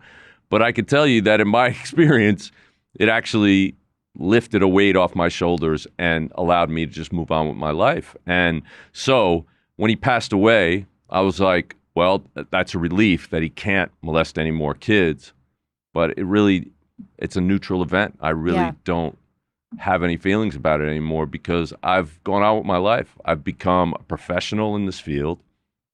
I've helped a lot of other kids and adult survivors, and that's the important thing. So what year is it when this case with your abuser wraps up? All right, I think you should avoid saying your abuser. Oh, okay. Because Tell me, yes. This is something that I teach survivors all the time. They're not connected to you. They have no right to have a connection to you. They are the people that committed crimes against you. The criminal, you could call him, the offender, the person who did this, but he's not my abuser. That's great, yeah. I don't have a connection with him. And no victim should have to suffer with a connection like that. It just keeps you in the sort of victim category as opposed to a survivor and thriver who's moved on. And so this is in 1986, and after the case, the agent Al McDonald took me to lunch or breakfast, I can't remember, and he kind of slid this big pile of papers over to me, and I said, "What's that?" And he said, "It's an application to the FBI. We want you." And I said, "You would take me even though I was a victim?" I actually said that. And he said, "Are you kidding me?" First of all, being a victim of a crime is not a crime. And secondly, you went undercover for us. You transcribed all the tapes because it was very difficult to understand. You did all this amazing work. You're a prosecutor. Of course we want you. And it changed my life because I went from somebody who was hiding this to somebody who had no shame about it at all. And what was crazy is I go through the FBI Academy. It's about a year process of the background and then going through the Is academy. it actually just like Silence of the Lambs? It's not actually just like that because you don't get to investigate serial killers while you're in the academy. I'm Okay, sorry. that's what I was wondering. Okay. Yeah, but 10 years later, you do if you're lucky like me. So I go through the academy and I get my assignment. I only wanted to work in New York. And that was the first time they let people decide if they were from New York, they could go back to New York because they were having so much trouble getting people to go to New York. It's so expensive. Yeah. So I get assigned to the very squad that had just finished investigating my case. Whoa. So the people that had basically saved me are now my colleagues. I'm working with them. Totally changed everything. I didn't have to hide anymore. And what was your actual title with them? I was a special agent. Yeah, I was a special agent on the Violent Crimes, Sexual Exploitation of Children Task Force, NYPD FBI Task Force in the New York office of the FBI. So and let that me would ask be you, the beginning of a 22-year career. Why would they immediately put you on that task force, though, as someone who's gone through that? They didn't think that would like mess with you emotionally to have to be involved with crimes similar to your own that you endured or anything? They said, if you can do this in your own case, it shouldn't be any worse doing it in other cases. Wow. And it's just true. I mean, it literally became, I had an insight that most of the other people didn't. And I say most because who knows how many of them were also victimized. But the fact is that I was able to do something about it, fortunate enough to do something about it, and also to move on, and also use what I've learned to help other people. And so I became really good at building rapport with victims, getting them to trust us and open up and to help them and to be safe and create a safe space for them. And that became my, making lemonade out of lemons. And so there's no hesitation on my part to try to help other people. To me, that made it all worthwhile.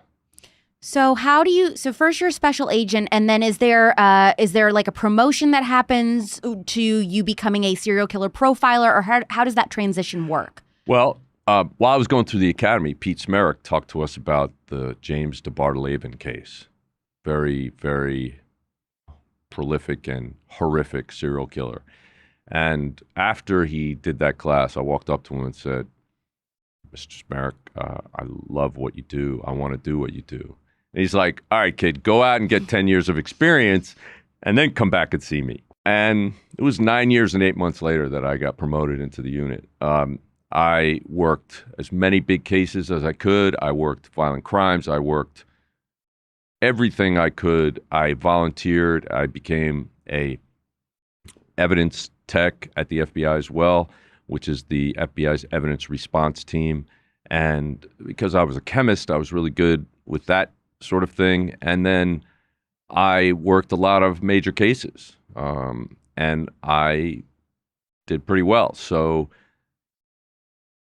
I applied and I got into the unit. You compete to get in. There's only 25 spots at the time, and there's 14,000 agents. So it's pretty competitive. But the fact that I was a prosecutor and I prosecuted sex crimes and I investigated sex crimes, among other things like homicides and equivocal deaths, I had a very good broad range of experience, which is what they're looking for. They want people with a broad range of experiences and perspectives so that when the profilers sit around that round table, they actually can all pick it apart from their different perspectives and see things that their colleagues might not see. What was the first high-profile case that you can talk about that you worked as a profiler? Wow.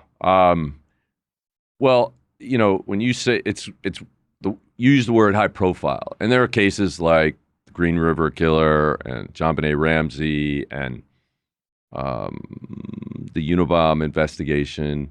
Though all those are probably high profile cases, but to us, we didn't really give a damn about the media. We really cared about the victims. And it's funny because later in life, a lot of people will ask me, what about this serial killer or that serial killer? And they'll name them.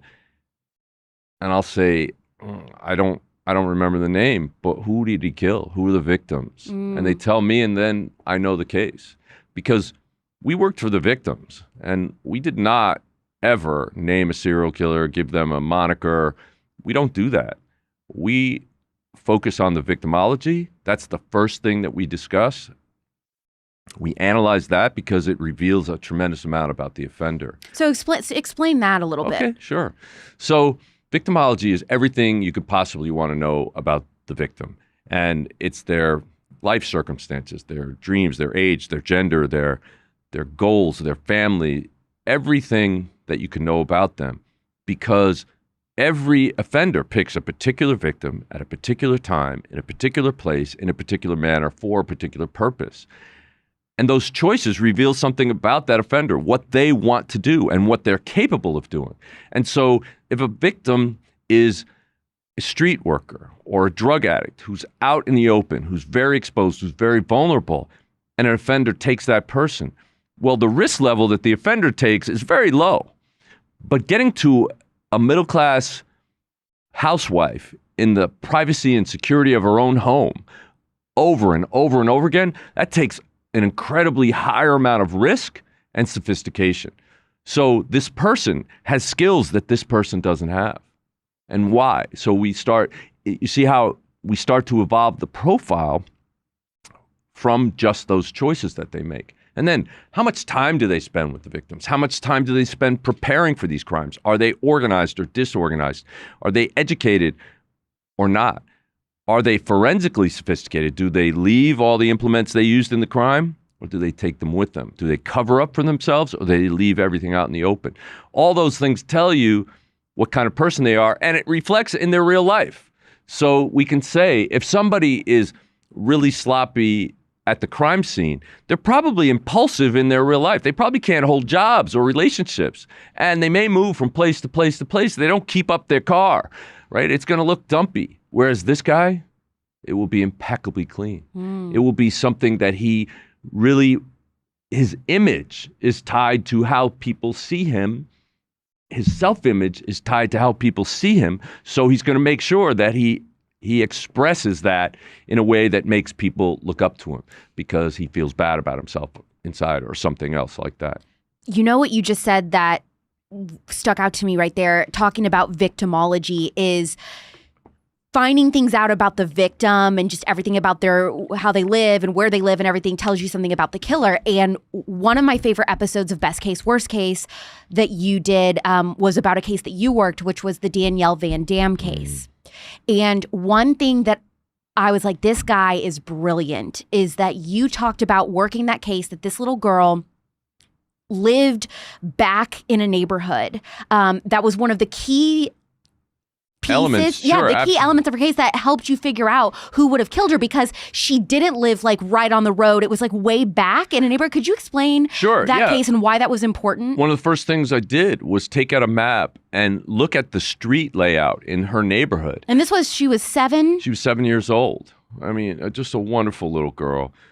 But what we found out was that she played in her backyard, and the backyard was walled in with almost a 6-foot high cinder block wall. And she didn't play out in the front in the street. But the street itself was in a very convoluted set of neighborhood streets. And it took 7 to 9 turns from the main road to get to her house. Who's going to find this little girl in the middle of the night in that neighborhood? It had to be someone who could see over that wall. Wow. Who saw her play, who fixated on her, and took all the steps necessary to get into that house. So right away, we ruled out somebody passing by or, sex offenders who were from, across the county or across the state. We were looking for somebody who was very close by. And then, when a child gets abducted, we have the child abduction response plan that we put out and we gave to law enforcement across the country and around the world. And it starts with concentric searches around the last known sighting area. And she was taken from her bed in the middle of the night in her home. And that's a extremely high risk behavior, especially because dad and mom and her brothers were there. So how did this guy do this? This is almost like he's a ghost. He's not seen. He's not heard. They have a dog. But then it turns out the dog had his larynx removed so he wouldn't bark. So the dog didn't help us. But on the other hand, the dog sheds. So the dog did help us.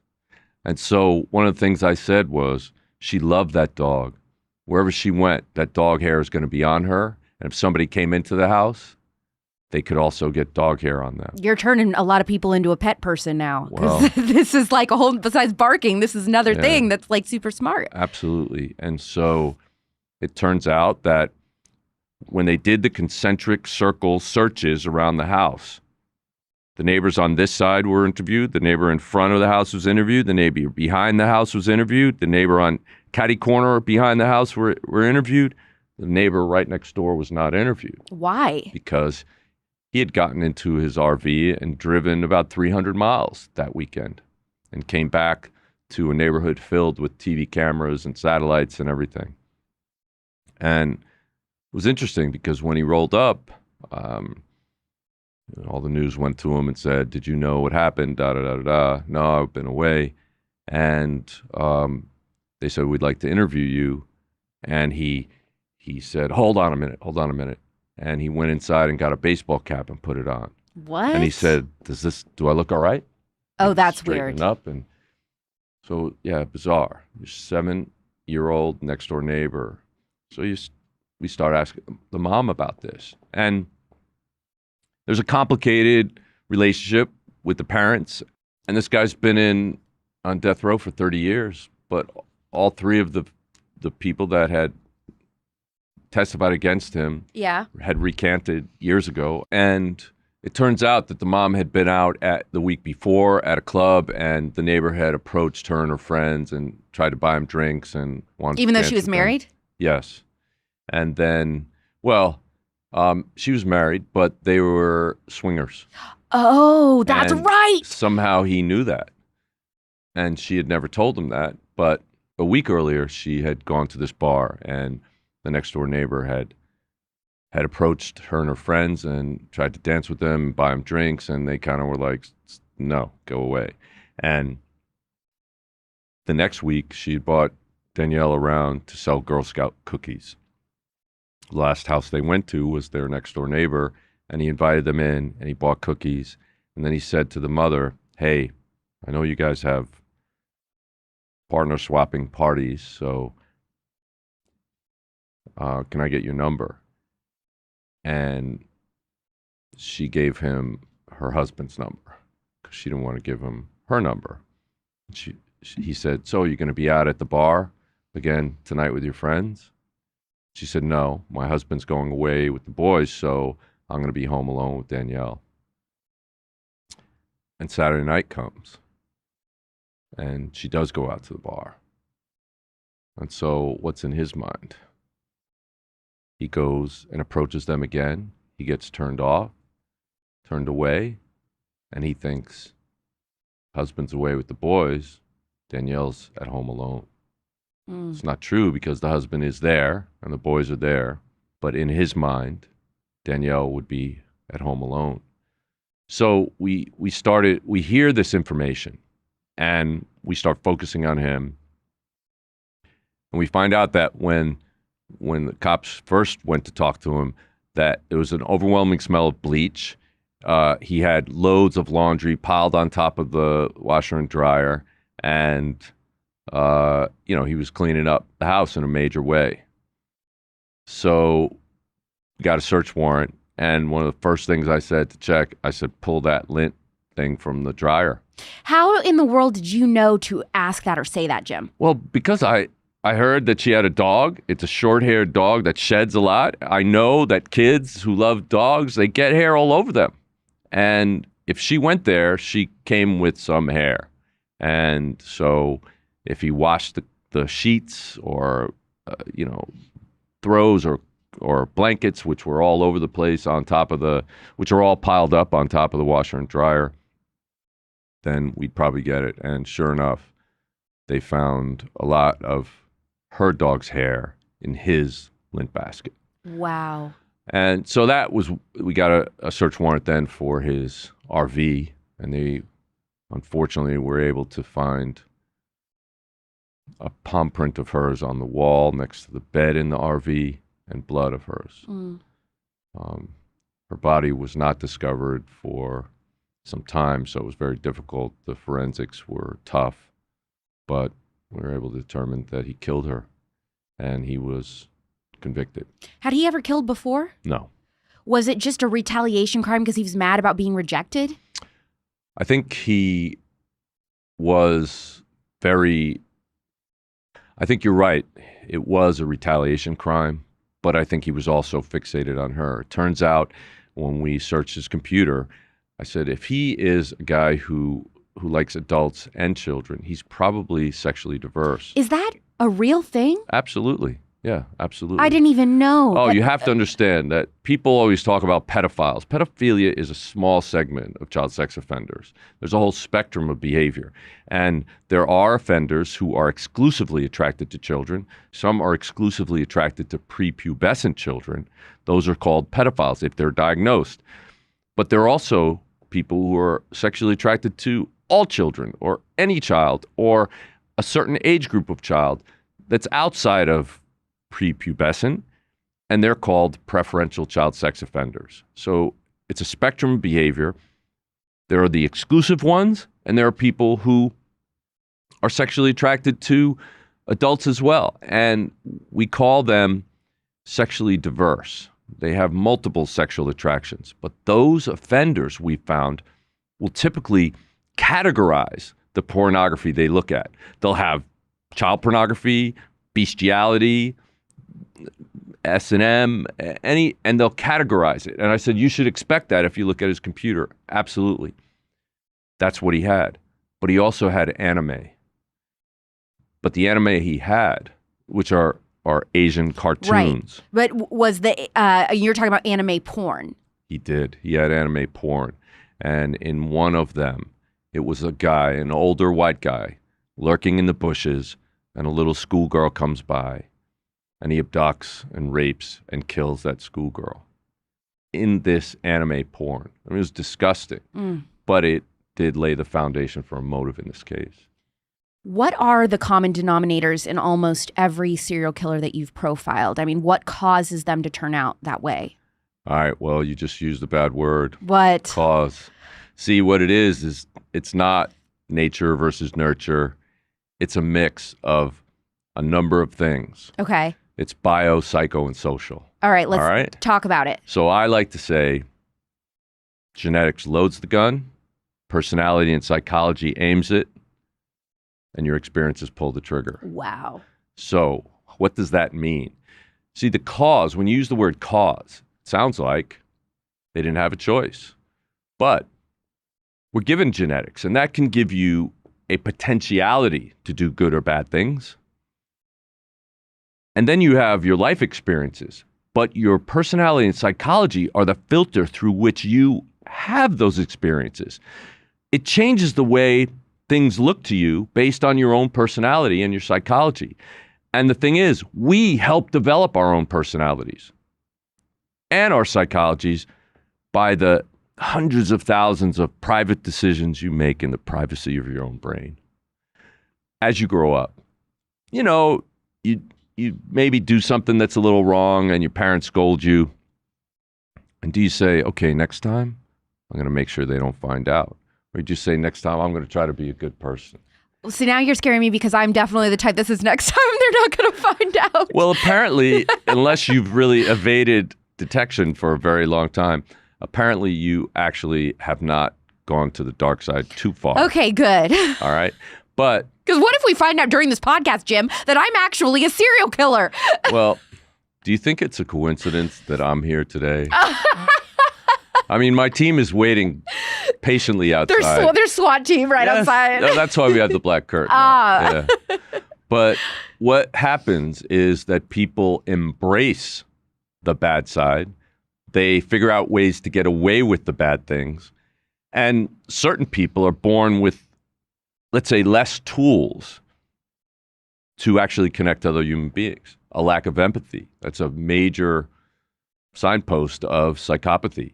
But what helps somebody to develop the right tools? Is it environment? Is it how your parents raise you? Well, those are factors that can influence. Okay. But you can have the same parents who raise twins, and one of them can say, like Cain and Abel. Look at our parents. They struggle. They don't eat so we can have food. When I grow up, I want to take care of them. I don't want them to want for anything. And the other one says, look at them. They're losers. They're failures. They don't even give me what I deserve. I hate them. I want to kill them. Twins, same exact experience, same genes, different personalities, different filters. So he chose to hate his parents. He chose to look at them as failures because it was all about him. Whereas the brother had empathy for his parents, saw the things they did to sacrifice for him. So that personal decision is what makes somebody criminally responsible. So nothing caused either of them. They interpreted the experiences, and it's a snowballing effect. You keep going to that dark side, nothing's going to stop you from going down that hill and becoming a bigger and bigger snowball. But you push away from it, and you try to go to the good side, and you stay on that level ground, and you're going to be a regular, normal person. It's your choice. When you go back and look at a serial killer's childhood and their life, does almost every single killer exhibit signs that something is not right in their childhood, or not always? Well, if you look at the psychopathy checklist, you'll see that there are a bunch of questions about childhood acting out and behavior. So there are a number of signs. Like, but I know head injuries, bedwetting.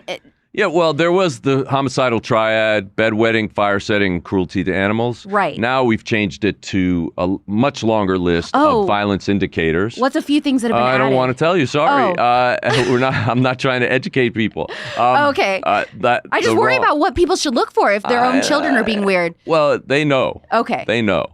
And they should bring them to somebody who is a professional to help. Okay. But there's a number of risk factors. And although head trauma can reduce someone's inhibitions, in other words, the policeman in their head could have gotten injured and is unable to stop them from acting out. And sometimes there are severe injuries that prevent that from happening, but they still have to form the thought to do the bad thing. So it's only the control that they're lacking, not the ideation. That ideation doesn't pop into everybody's head. It doesn't necessarily mean they're going to be a killer. There are hundreds of millions of people who have head injuries as a child who never do violent things. So although you see it as a commonality, you can never say that head injury and this abuse by the parents and this bedwetting, this guy will be a serial killer. No, you can't do that. You can never predict it forward. That's the kind of profiling that people are talking about when they're talking about racial profiling. You can never say a bunch of characteristics is going to lead somebody to kill. Right. Because it's all in their head. They decide. They make that decision. Profiling is actually looking at behavior that already happened and reverse engineering back to the kind of person who committed that crime. And the only predictive aspect is if there's a known pattern of behavior, that increases the chances of continuing that behavior. But it doesn't, on its own, predict that somebody will go kill. Talk about the difference between a sociopath and a psychopath. Because people get very confused, and I feel like they use these words and they don't even know what they mean. A lot of times people do use those words, but the basic distinction is that a sociopath is a diagnosis in the DSM. The Diagnostic and Statistical Manual of the American Psychological Association is where they keep all the criterion for all their diagnoses.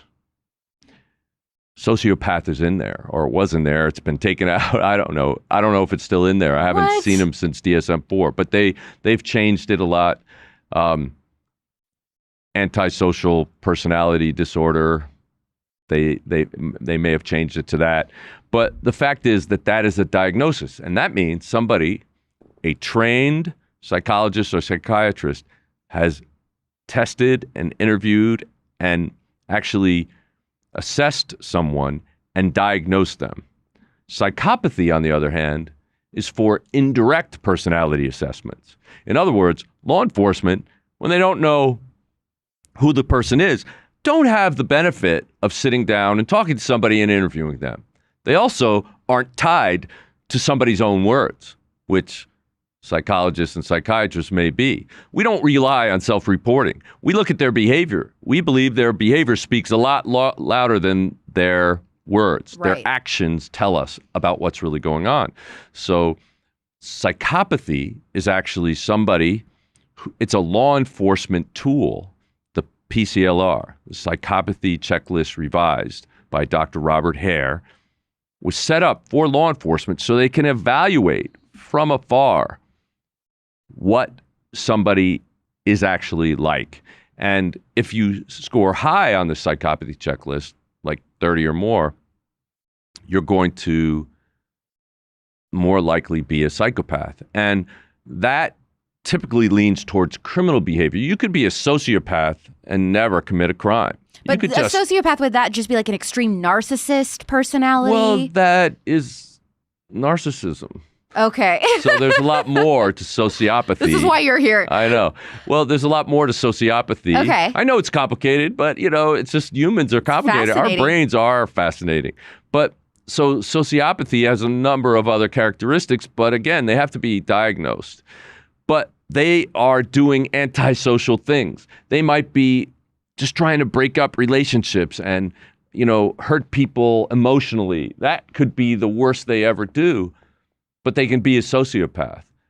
Psychopaths typically have a criminal history. They've gotten into trouble. But there are also segments of psychopathy that can be applied to humans that achieve very great things.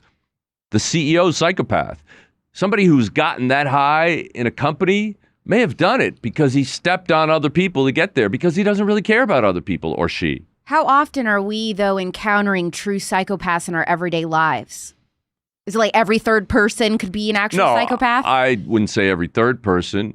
Maybe every 10th or 20th person. So every, estimated 10th or 20th person that we interact with on a daily basis could very well be a potential somewhere on that psychopathy level. But be someone that if, the wrong thing happens or triggers them or whatever, that they kill? No, absolutely not. Those are two totally different things. Okay.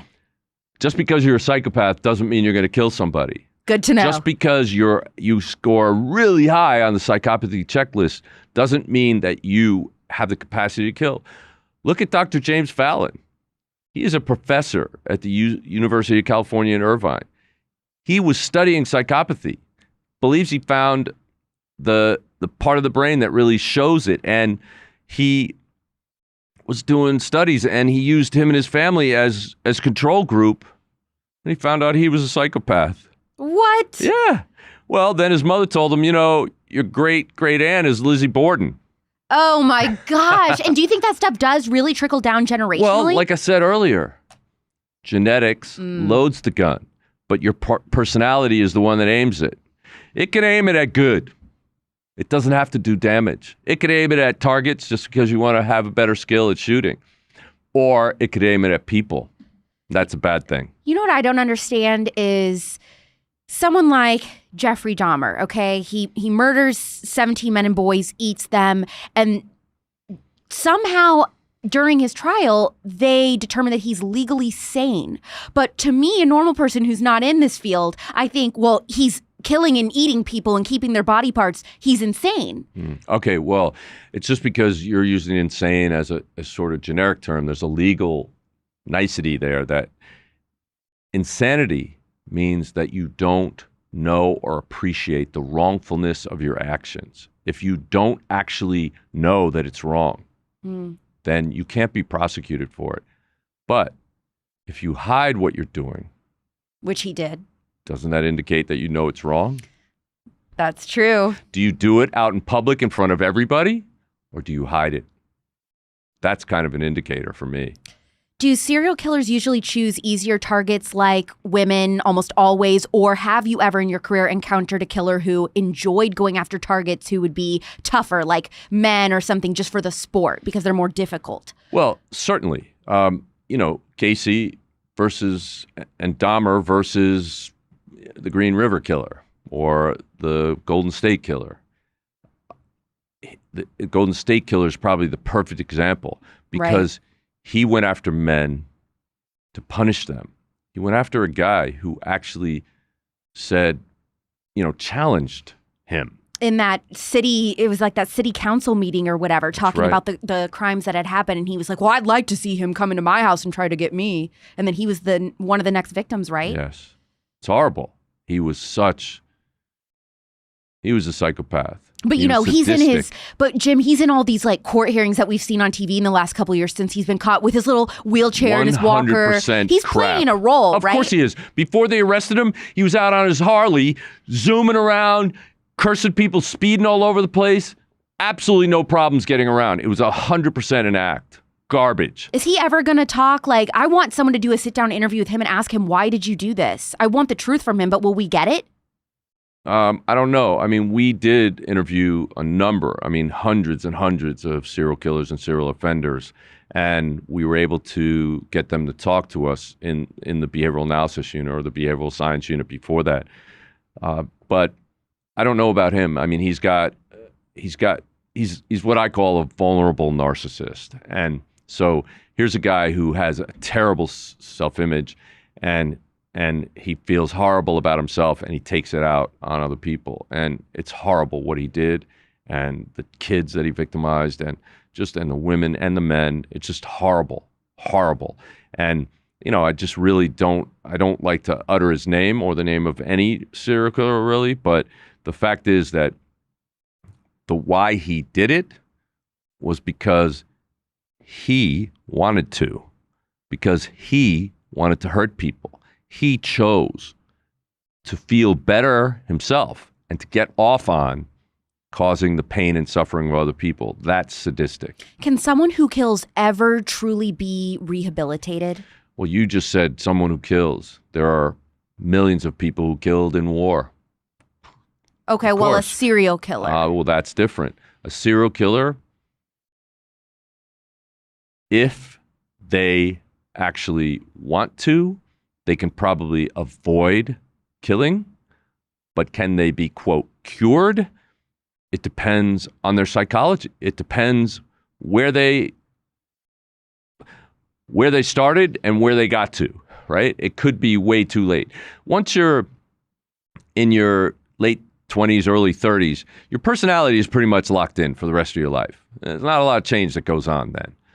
So it depends when you get the person. I mean, one of the cases that I worked, this 10-year-old boy killed a 3-year-old boy. That in and of itself is a horrible thing. But when you think about how he did it and what he did afterwards, I believe this kid was an emerging psychopath. And I believe that kid could absolutely kill again. Absolutely. But with the right intervention, it could be prevented. What sorts of things do you do to intervene and help someone like that? Well, I mean, they have to have intensive psychotherapy, but none of that will work unless they're being honest. And was that little kid being honest? Was he ever willing to be honest? I have no idea. Wow. He was a very, very, very bad kid. And I worry about anybody that he comes in contact with. So, I mean, a kid like that who's killing at such a young age, is there a lot of environmental factors to speed that up, to turn them into, a psychopath full blown at such a young age, or no? In this particular case, I believe his mother died of cancer a few years earlier. His father went progressively blind, but he would do things like his father liked to take apart his cameras and put them back together without seeing, because it helped him, therapeutically, and he would come and steal pieces.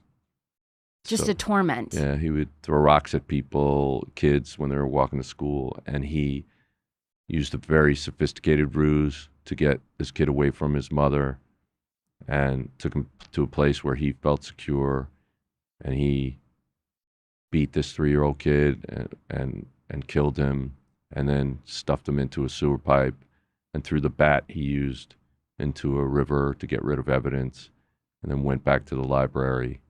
Just acted like nothing had happened? And took his computer class and was sitting there when the cops arrived. Yeah. And then was so proud of lying to the psychologist or psychiatrist that interviewed him, bragging about lying about that. Yeah, hopefully he got a lot of help, hopefully. But he could just be walking among us. Could be. I want to talk about some of the cases that you've worked that there are a lot of questions that the public has. I feel like they are not necessarily cut and dry on the truth. Mm-hmm. One of those being Michael Jackson. Okay. Do you believe that Michael Jackson was a child predator? I have spoken to more than one of Michael Jackson's victims. There's no question in my mind that they were telling the truth, that Michael Jackson groomed them and their parents and the community and molested them. I've also seen, as a lot of people have, other victims come forward and speak on TV and documentaries, and they all tell a very consistent story. But then you have people like Macaulay Culkin who are saying he is not a predator. He never touched me. And what is your answer to that? That if that's true, because most victims do not disclose, and the ones that do can take 30, 40, 50 years to disclose, and many times they only disclose after they have children that reach the age that they were when they were victimized. So there's all those factors, but I hope he wasn't molested. Of course. However, if he wasn't molested, it doesn't mean that Michael Jackson didn't molest other people. How could that possibly rule out Michael Jackson being a molester? But can a predator withhold acting on these impulses around certain kids and not others? Remember what I said to you earlier about knowing that it's right and wrong, knowing whether it's wrong, and how do we know? Because you hide it. Well, sexual behavior is typically private behavior. Criminal sexual behavior is extremely private behavior.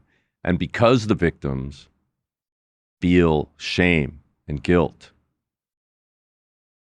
they are very unlikely to disclose. If you look at just the adult females who are raped who don't disclose, at least 2 studies have said that 80% of women who are raped and go to a rape trauma treatment center do not disclose to law enforcement. Wow. Why? Because of how they're treated in the system. Right. Because of how they're victim blamed. Well, now those are adults.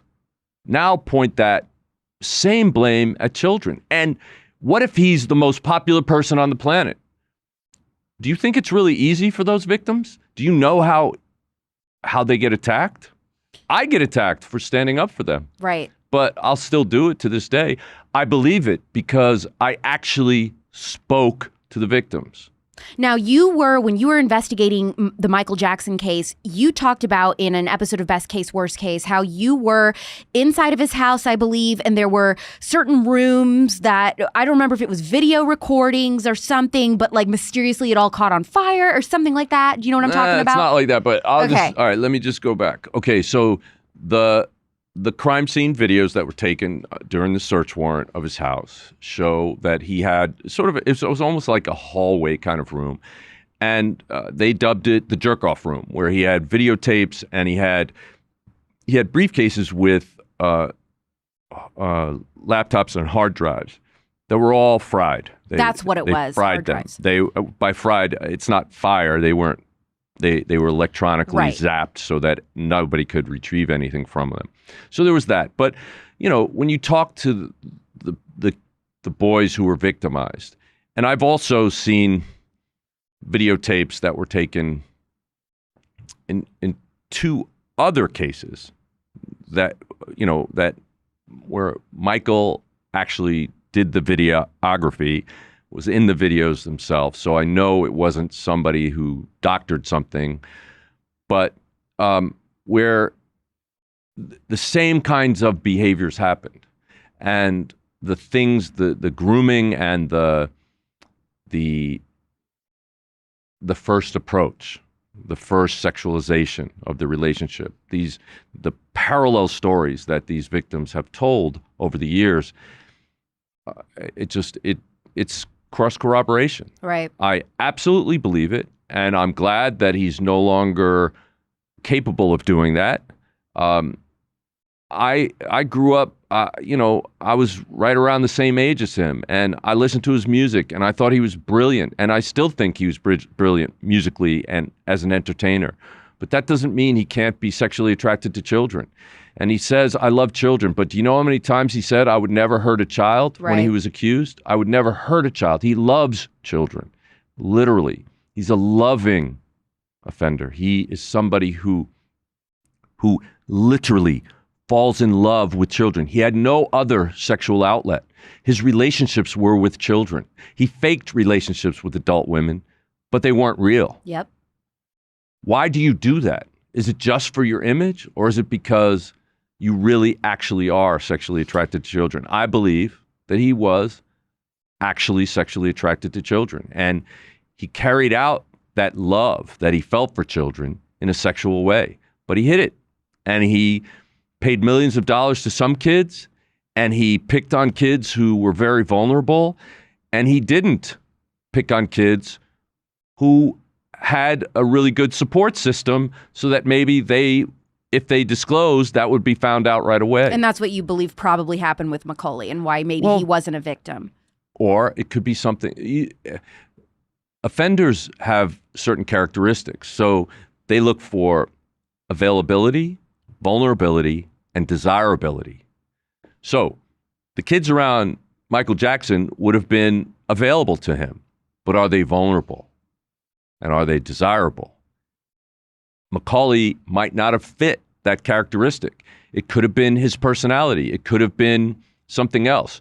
But the picture of Macaulay Culkin on Michael Jackson's nightstand or desk across the room from his bed was the picture from Home Alone with Macaulay holding both his cheeks and his eyes and his mouth open. And it said something like, to duty head from the blowhole kid. Seemed very weird. Yeah. Very weird. I don't know what he was talking about, but it seems very weird. In a room that other boys, and I absolutely believe Arvizo and Star Arvizo was a witness, that I believe what they said happened in that room.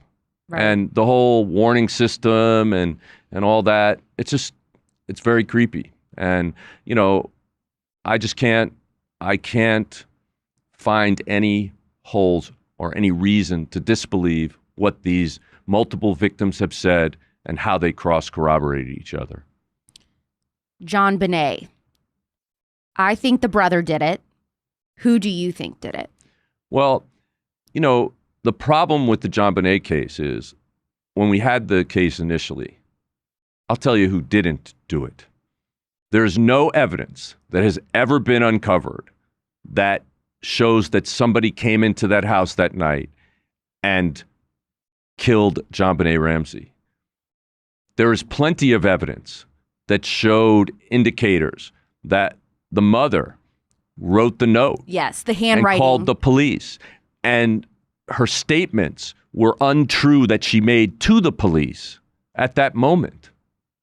Why? I'll ask you. Why would a mother lie to the police in an investigation where she thought her daughter had been abducted and taken out of her house and didn't even know that she was dead in the basement already? Why would she lie to the police?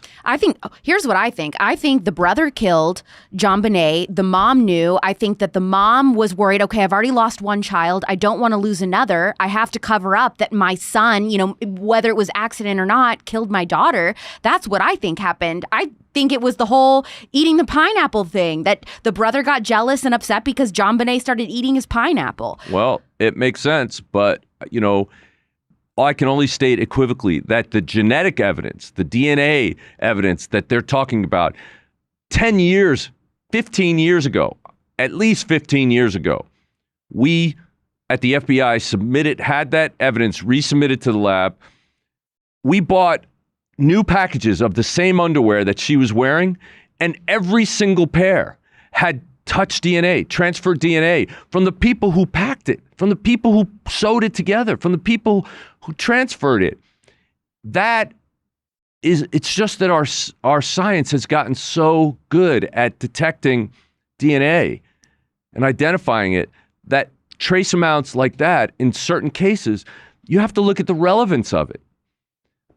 There is no indication that anybody came in that house. The doors were locked. But you don't lean any which way on the brother or the dad or the mom. I certainly do, but I cannot speak about it publicly without the fear of being sued by someone who sues everyone.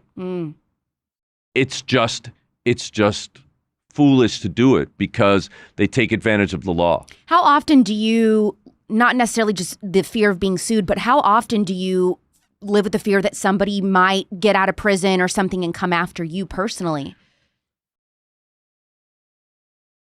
I have put a lot of bad people away, and I'm a very highly trained and skilled FBI agent, and I'm in a little better position than the average citizen in terms of protecting myself and the people that I care about. You can't live your life in fear of that. I did everything in my power to do the right thing and make sure that the people that I investigated and arrested and had convicted were actually guilty of the crimes. And I just live my life now. Really quick before we wrap up, I do want to touch on, you investigated the Whitewater scandal. Mm-hmm. Do you, just knowing the Clintons, being around them, just investigating them for that case, mm-hmm. do you feel like the Clintons are capable of murder? Do you believe the conspiracy theories about the Clintons? I can tell you I do not. As, the Clintons, Bill and Hillary, are very different people. They've been married a long time, but their personalities are radically different. They're both very bright people, no question about it. But some will say you're saying this because you're scared they're going to come after you. Well, I'm not scared they're going to come after me. And I'll say that I do believe that Bill has serious issues in the past with sexual aggression, and I believe that the things that he did with Monica Lewinsky were a direct violation of the sexual harassment laws that he signed into law. So that I think that's despicable. But he's a charming, charismatic guy, brilliant guy, and I don't know how much different he is from other presidents that we've had. Hillary, also very bright, knew that she could not just go into politics herself, but sort of slingshotted off of his career. And, she doesn't have the best personality. She's not the nicest person in the real world. But I don't think many politicians are in the real world. I would agree with you on that. But I unequivocally can say there's absolutely no question they did not kill Vince Foster. He committed suicide. He was depressed. He was anorexic. He was insomniac. and he was trying to get treatment for that, but he was just too overwhelmed by being attacked in the press and also attacked by Hillary because she felt he let them down. And that really hurt him. And I know there's been a number of people that think that they've killed a whole bunch of people. I investigated them. I was on I was first on the special counsel investigation under Robert Fisk, and then the independent counsel investigation under Kenneth Starr. And I can say unequivocally that we found absolutely no evidence that they ever were involved in killing anyone. Well, you heard it here first. There it is. Someone that actually worked on the case. So there you go. And certainly this whole pizza shop baby killing it's BS. Sacrifice, it's just complete garbage. I could talk to you about that for 8 hours. That is one of my number one pet peeves. I seriously could, and my listeners know, conservatives know that I cannot stand that stuff. Can we wait till next time then to do that? Yeah, we can do that. We'll do that for the next part. Okay. Can I just do a little shout out to Francie? Yes, you should. Francie, you know what? I have to say, Francie, if you're out there listening and watching, you know I actually do love you. Aww. You know that. And I think it's so great that we get a chance to have a little playful brother-sister kind of banter all the time. And I really want to thank you for being my co-host on Best Case, Worst Case. So sweet. She was our episode 3. If you need to go back on the spillover, Francie was our episode 3 guest. She is Jim's co-host on Best Case, Worst Case, which is one of my favorite true crime podcasts ever. Because you have real people that work on different crimes, telling the story of their best and worst cases, and I think that's fascinating. We wanted to show the spectrum of the kinds of cases that cops have to deal with and other law enforcement officials. So speaking of shows, let's talk about your production company, XG Productions, and why what you do in Hollywood is so special. And you're a writer for Criminal Minds. Yeah, I wrote on it. I was involved in the show the entire 15 seasons, and hopefully when it comes back, I'll be involved in some way. But the first scene I ever wrote for Criminal Minds, it was a scene where Dr. Reed they're talking about child abduction. It was in What Fresh Hell, and Dr. Reed talks about the statistics. And as he does so, he kind of walks into a green screen, and now he's out on a playground, and he said, of the kids who were abducted and killed, 44% are killed in the first hour, and half the kids on the playground just disappear, and then 73% in the first 3 hours, and then 3/4 of them are gone. And then he said 99% in the first 24 hours, and there's one girl left swinging on a swing, and she disappears, and the swing is swinging empty, and the hair stood up on the back of my neck when I had hair. And it stopped me cold. And I realized that in that 1 minute, I reached 18.2 million people. Wow. I had been speaking to law enforcement audiences for 12 years when I was in the BAU. And I totaled about 60,000 people that I taught. But I got to 18 million in that 1 minute. And I said, oh my God, this is what I have to do. This is how you reach more people.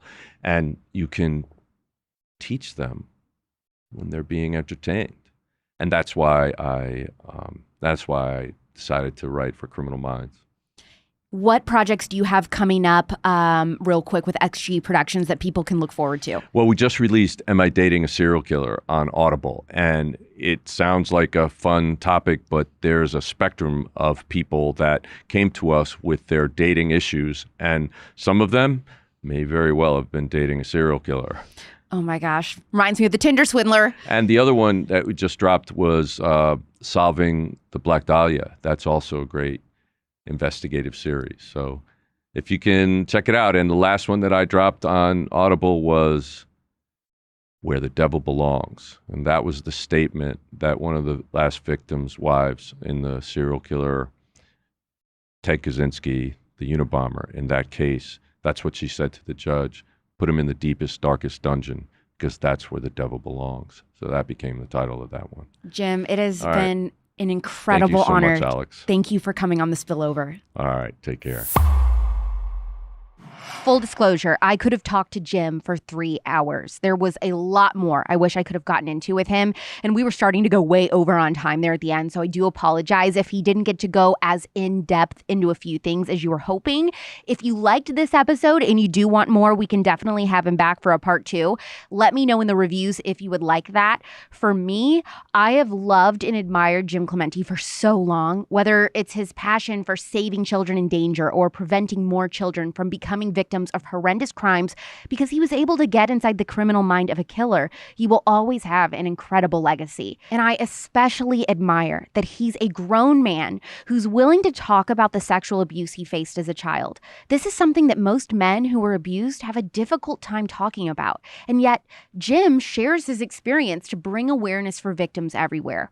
If you're impressed by the variety of guests that we have on the Spillover, then click subscribe and leave a 5-star review because that's what keeps the lights on over here. Let me know what you think about Jim's opinions on Michael Jackson being a pedophile and the Clintons not being as criminal as some of us might think. I know some of you may disagree with him, and that's okay. Share this episode far and wide to all of your true crime-loving friends. And if you're looking for new podcasts to binge, check out Jim's latest with XG Productions, Am I Dating a Serial Killer? After the Fall, Evil Has a Name, which is one of my all-time favorites about the capture of the Golden State Killer, and Solving Black Dahlia, all available on Audible. New episodes of The Spillover come out every Thursday at 9 p.m. Pacific, midnight Eastern, and now you can watch live and participate in the chat on the Politics YouTube channel. It's lots of fun. It's weird. I read what everyone says, and I have got so much in store for you. So do not just click subscribe, but also follow Politics on Instagram so that you can be reminded of new Spillover episodes every week when the trailers drop.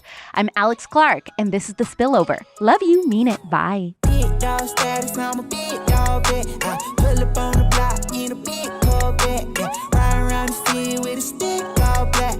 Try with a stroke, but we ain't with all that. Yeah.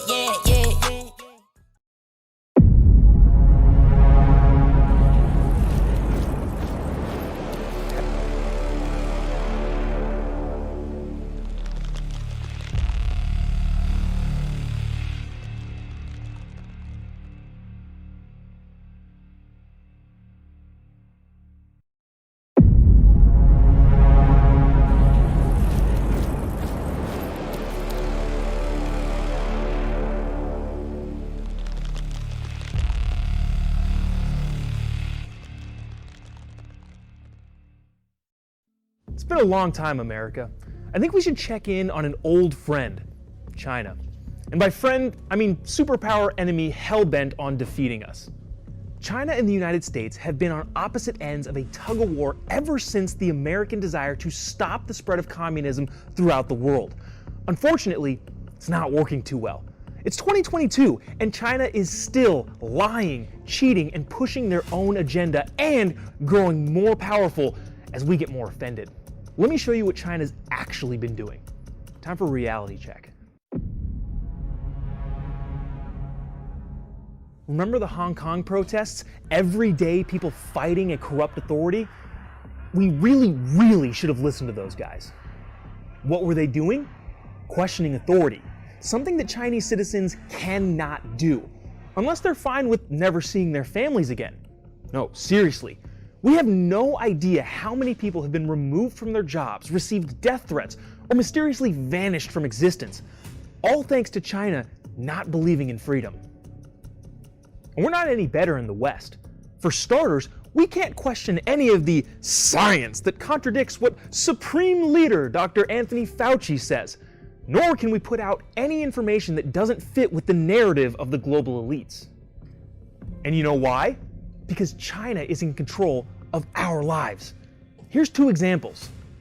Even though almost every virus is named after where it was first discovered, the world has been so hesitant to call it the Wuhan coronavirus because employees in the Wuhan Institute of Virology were afraid to be linked to it. Give me a break.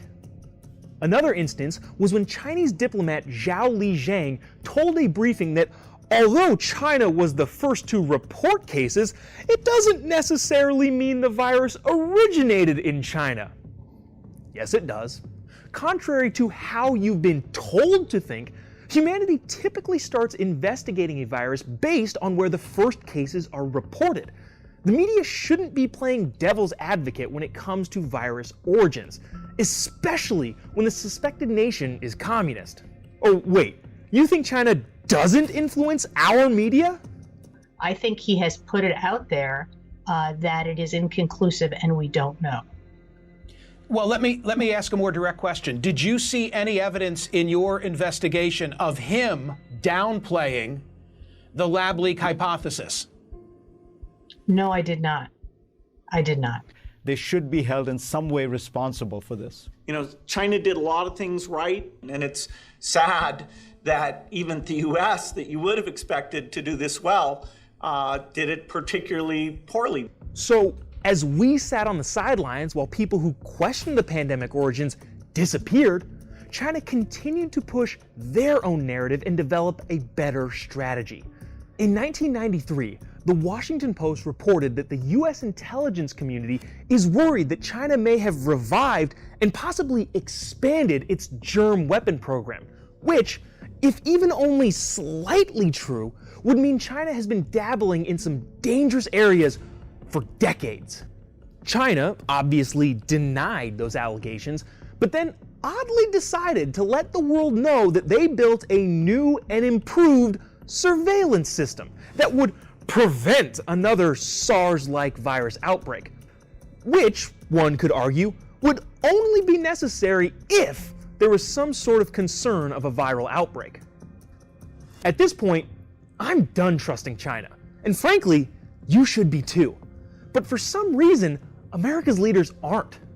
Last year, Congressman Guy Reschenthaler discovered 1.1 million taxpayer dollars were sent from the U.S. Agency of International Development to the New York-based nonprofit EcoHealth Alliance for an agreement that EcoHealth had with the Wuhan Institute of Virology, who we now know was conducting gain-of-function research. But get this, USAID said they never approved this type of research because it studied viruses that could be harmful to humans. Yet Wuhan still got that American money. Wonder how that happened, but more on that later.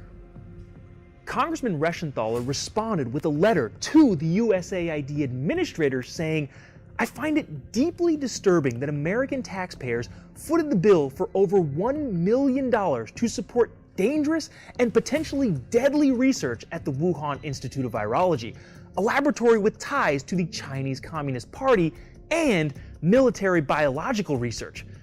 Me too, Congressman. Me too. More recently, Dr. Anthony Fauci, director of the National Institute of Allergy and Infectious Diseases, aka Captain COVID, has changed his position on the pandemic origins more than Pete Davidson has changed girlfriends. Guess what, Fauci? It doesn't matter what you say, because frankly, we don't care. Instead, we're going to rely on cold, hard evidence. Just this year, disclosed federal documents have been shared that detail how SARS-CoV-2 was created at the Wuhan Institute of Virology, courtesy of EcoHealth Alliance gain-of-function funds. And not only was it created, it was dated all the way back to March of 2018. That's over a year prior to the first documented COVID-19 case. The Public Health Emergency website defines gain-of-function as research that improves the ability of a pathogen to cause disease, enabling assessment of the pandemic potential of emerging infectious agents. That seems to be exactly what the lab in Wuhan was doing. Which brings us back to a question from earlier. How did Wuhan end up getting U.S. funding despite going directly against U.S. policy? The U.S. Department of Defense initially rejected the proposal of having EcoHealth Alliance fund gain-of-function research at the Wuhan lab because of the threats to humans this research posed. But oh no, here comes the Fauci. Dr. Anthony Fauci and his posse over there at the NIAID did not reject the proposal. This allowed the EcoHealth Alliance to continue their research and has since then used the Wuhan lab as a place to work. To simplify this, It seems like Fauci's crew gave the green light for taxpayer money to be sent to Wuhan by way of EcoHealth, which would help explain some of Fauci's actions at the very beginning of the pandemic. It's really a big difference with the Chinese this time now. They look like they're being quite transparent and cooperative with us. That was Fauci praising China for its cooperation and transparency, which, if you were paying attention at the beginning of this, was the exact freaking opposite of what was happening. So why, then, was Fauci taking China's side so early on? Why is it that in a meeting in February 2020, Fauci was trying to suppress the notion that COVID-19 escaped from a lab? Why did he continue to hold that position long after serious questions about the natural creation of the virus were raised? Was it perhaps because Fauci knew that a department that he oversaw was on the hook for sending funds to Wuhan from the very beginning? Dr. Fauci said, under oath, that the NIH has not ever and does not now fund gain-of-function research in the Wuhan Institute. But here's the thing. Over the last 10 years, the NIH has changed their definition of gain-of-function research and now call it research involving enhanced potential pandemic pathogens. With that definition change, EcoHealth argued that since this particular bat virus in the Wuhan lab didn't spread amongst humans, it didn't count as gain of function.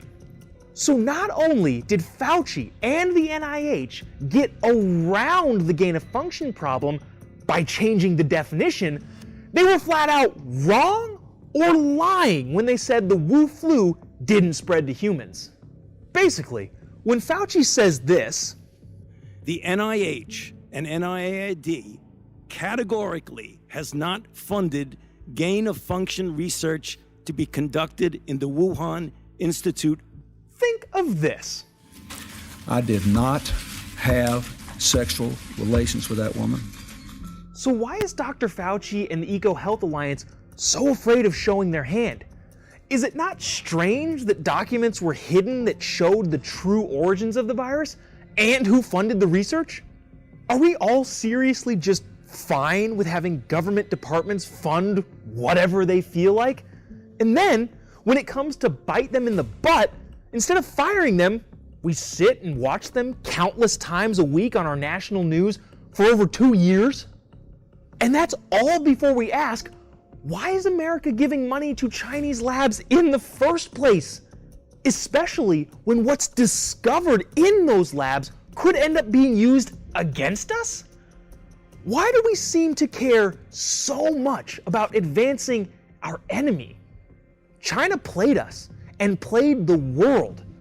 And instead of having the separation and ability to call them out for causing the largest psychological and economic catastrophe in modern human history, we found ourselves so tangled up with China and so in bed with the CCP, our leaders couldn't find the solid footing to strike when we needed it most. It may be hard to hear this out loud, but somebody's got to say it. China strategically orchestrated this pandemic and used American funds to research the infectious disease that they would let slip to the rest of the world. And what are we doing about it? Karens are losing their minds over masks, BLM is burning down cities, and we sit in our cramped apartments surrounded by our devices, all of which come directly from China. It didn't matter that the CCP injected its propaganda into all of our media, nor was it a big deal that they utilized disinformation that spread across the world faster than the virus. The world may be suffering, but China's economy is booming. Wake up, America. China is working overtime to beat us. In fact, with their ideas invading our culture and our government too scared to fight back, in many ways, they already have.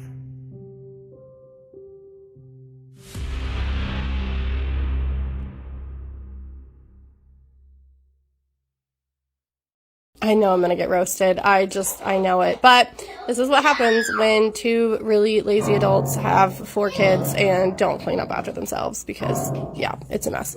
4 days, guys. I have not done dishes or picked things up for 4 days, and this is what my house looks like. It is not dirty. It is simply messy, okay?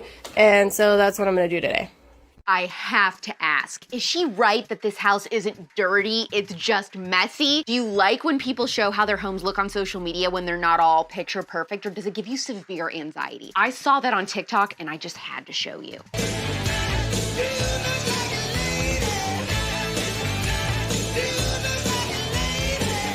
We're starting today's episode with Apple as the freak of the week. Melinda Gates admits that Bill Gates' ties to Epstein played a part in their divorce. A story sent in by one of you on the Conservative Facebook group page is so crazy that I have to share it here. Also, make sure you watch this episode till the very end because I have a very important announcement for you. I'm Alex Clark, and this is Politics.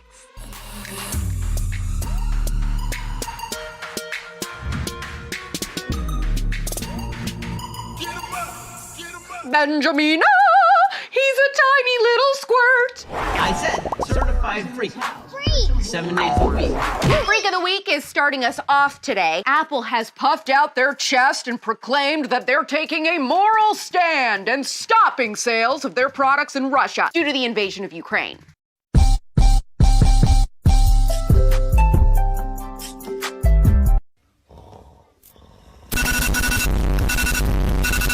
A company spokesperson for Apple said, "We have taken a number of actions in response to the invasion. We have paused all product sales in Russia. Last week, we stopped all our exports into our sales channel in the country. Apple Pay and other services have been limited.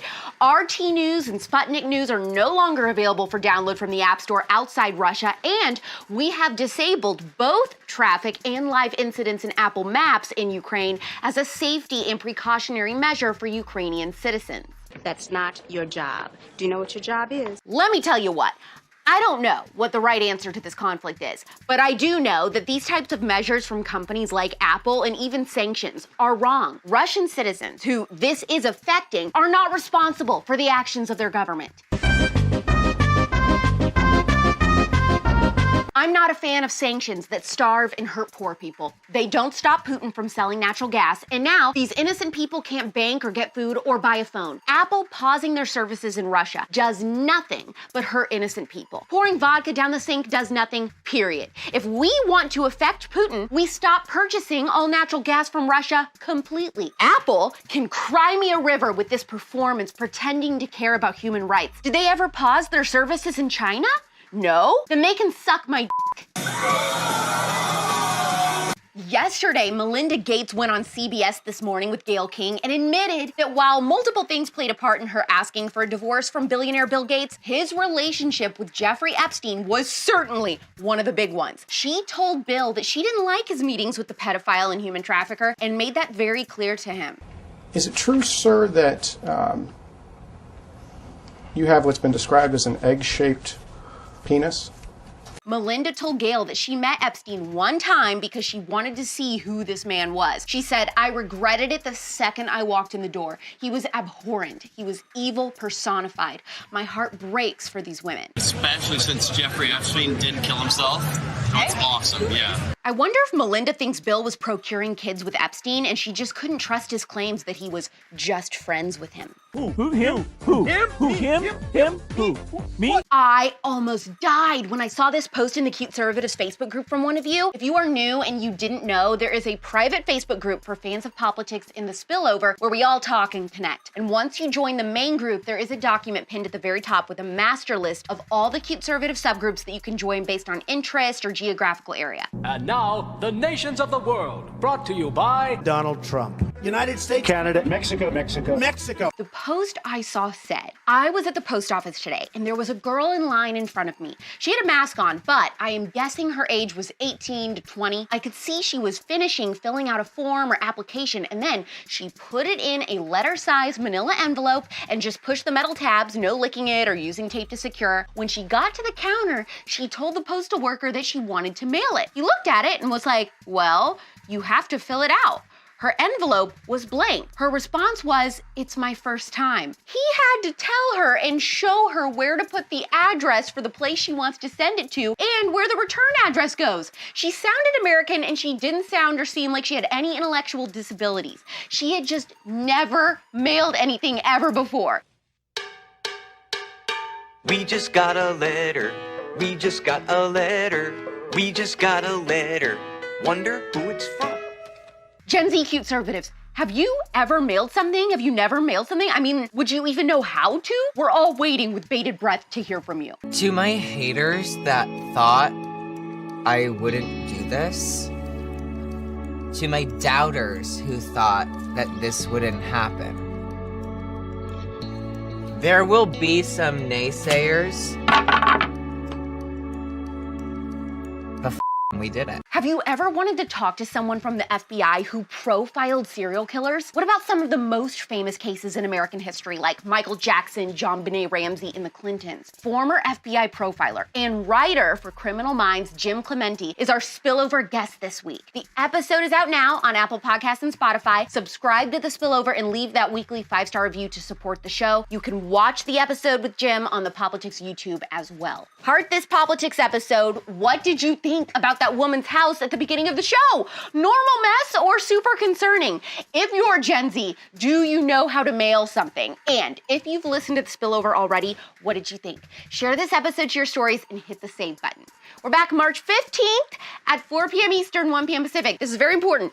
We are back on March 15th at 4 p.m. Eastern because we're taking a break, a little week off for spring break as a company. But do not worry, you will still get an episode of The Spillover next week, so you do have that to look forward to. It's pop culture without the propaganda every single day. I'm Alex Clark, and this is Poplitics. Support Poplitics, the first ever conservative pop culture daily show, by subscribing to our channel, turning on notifications, and of course, hitting the thumbs up. Also, our main home is on Instagram. Seriously, just trust me, that's where the real magic happens. Follow us there at Poplitics.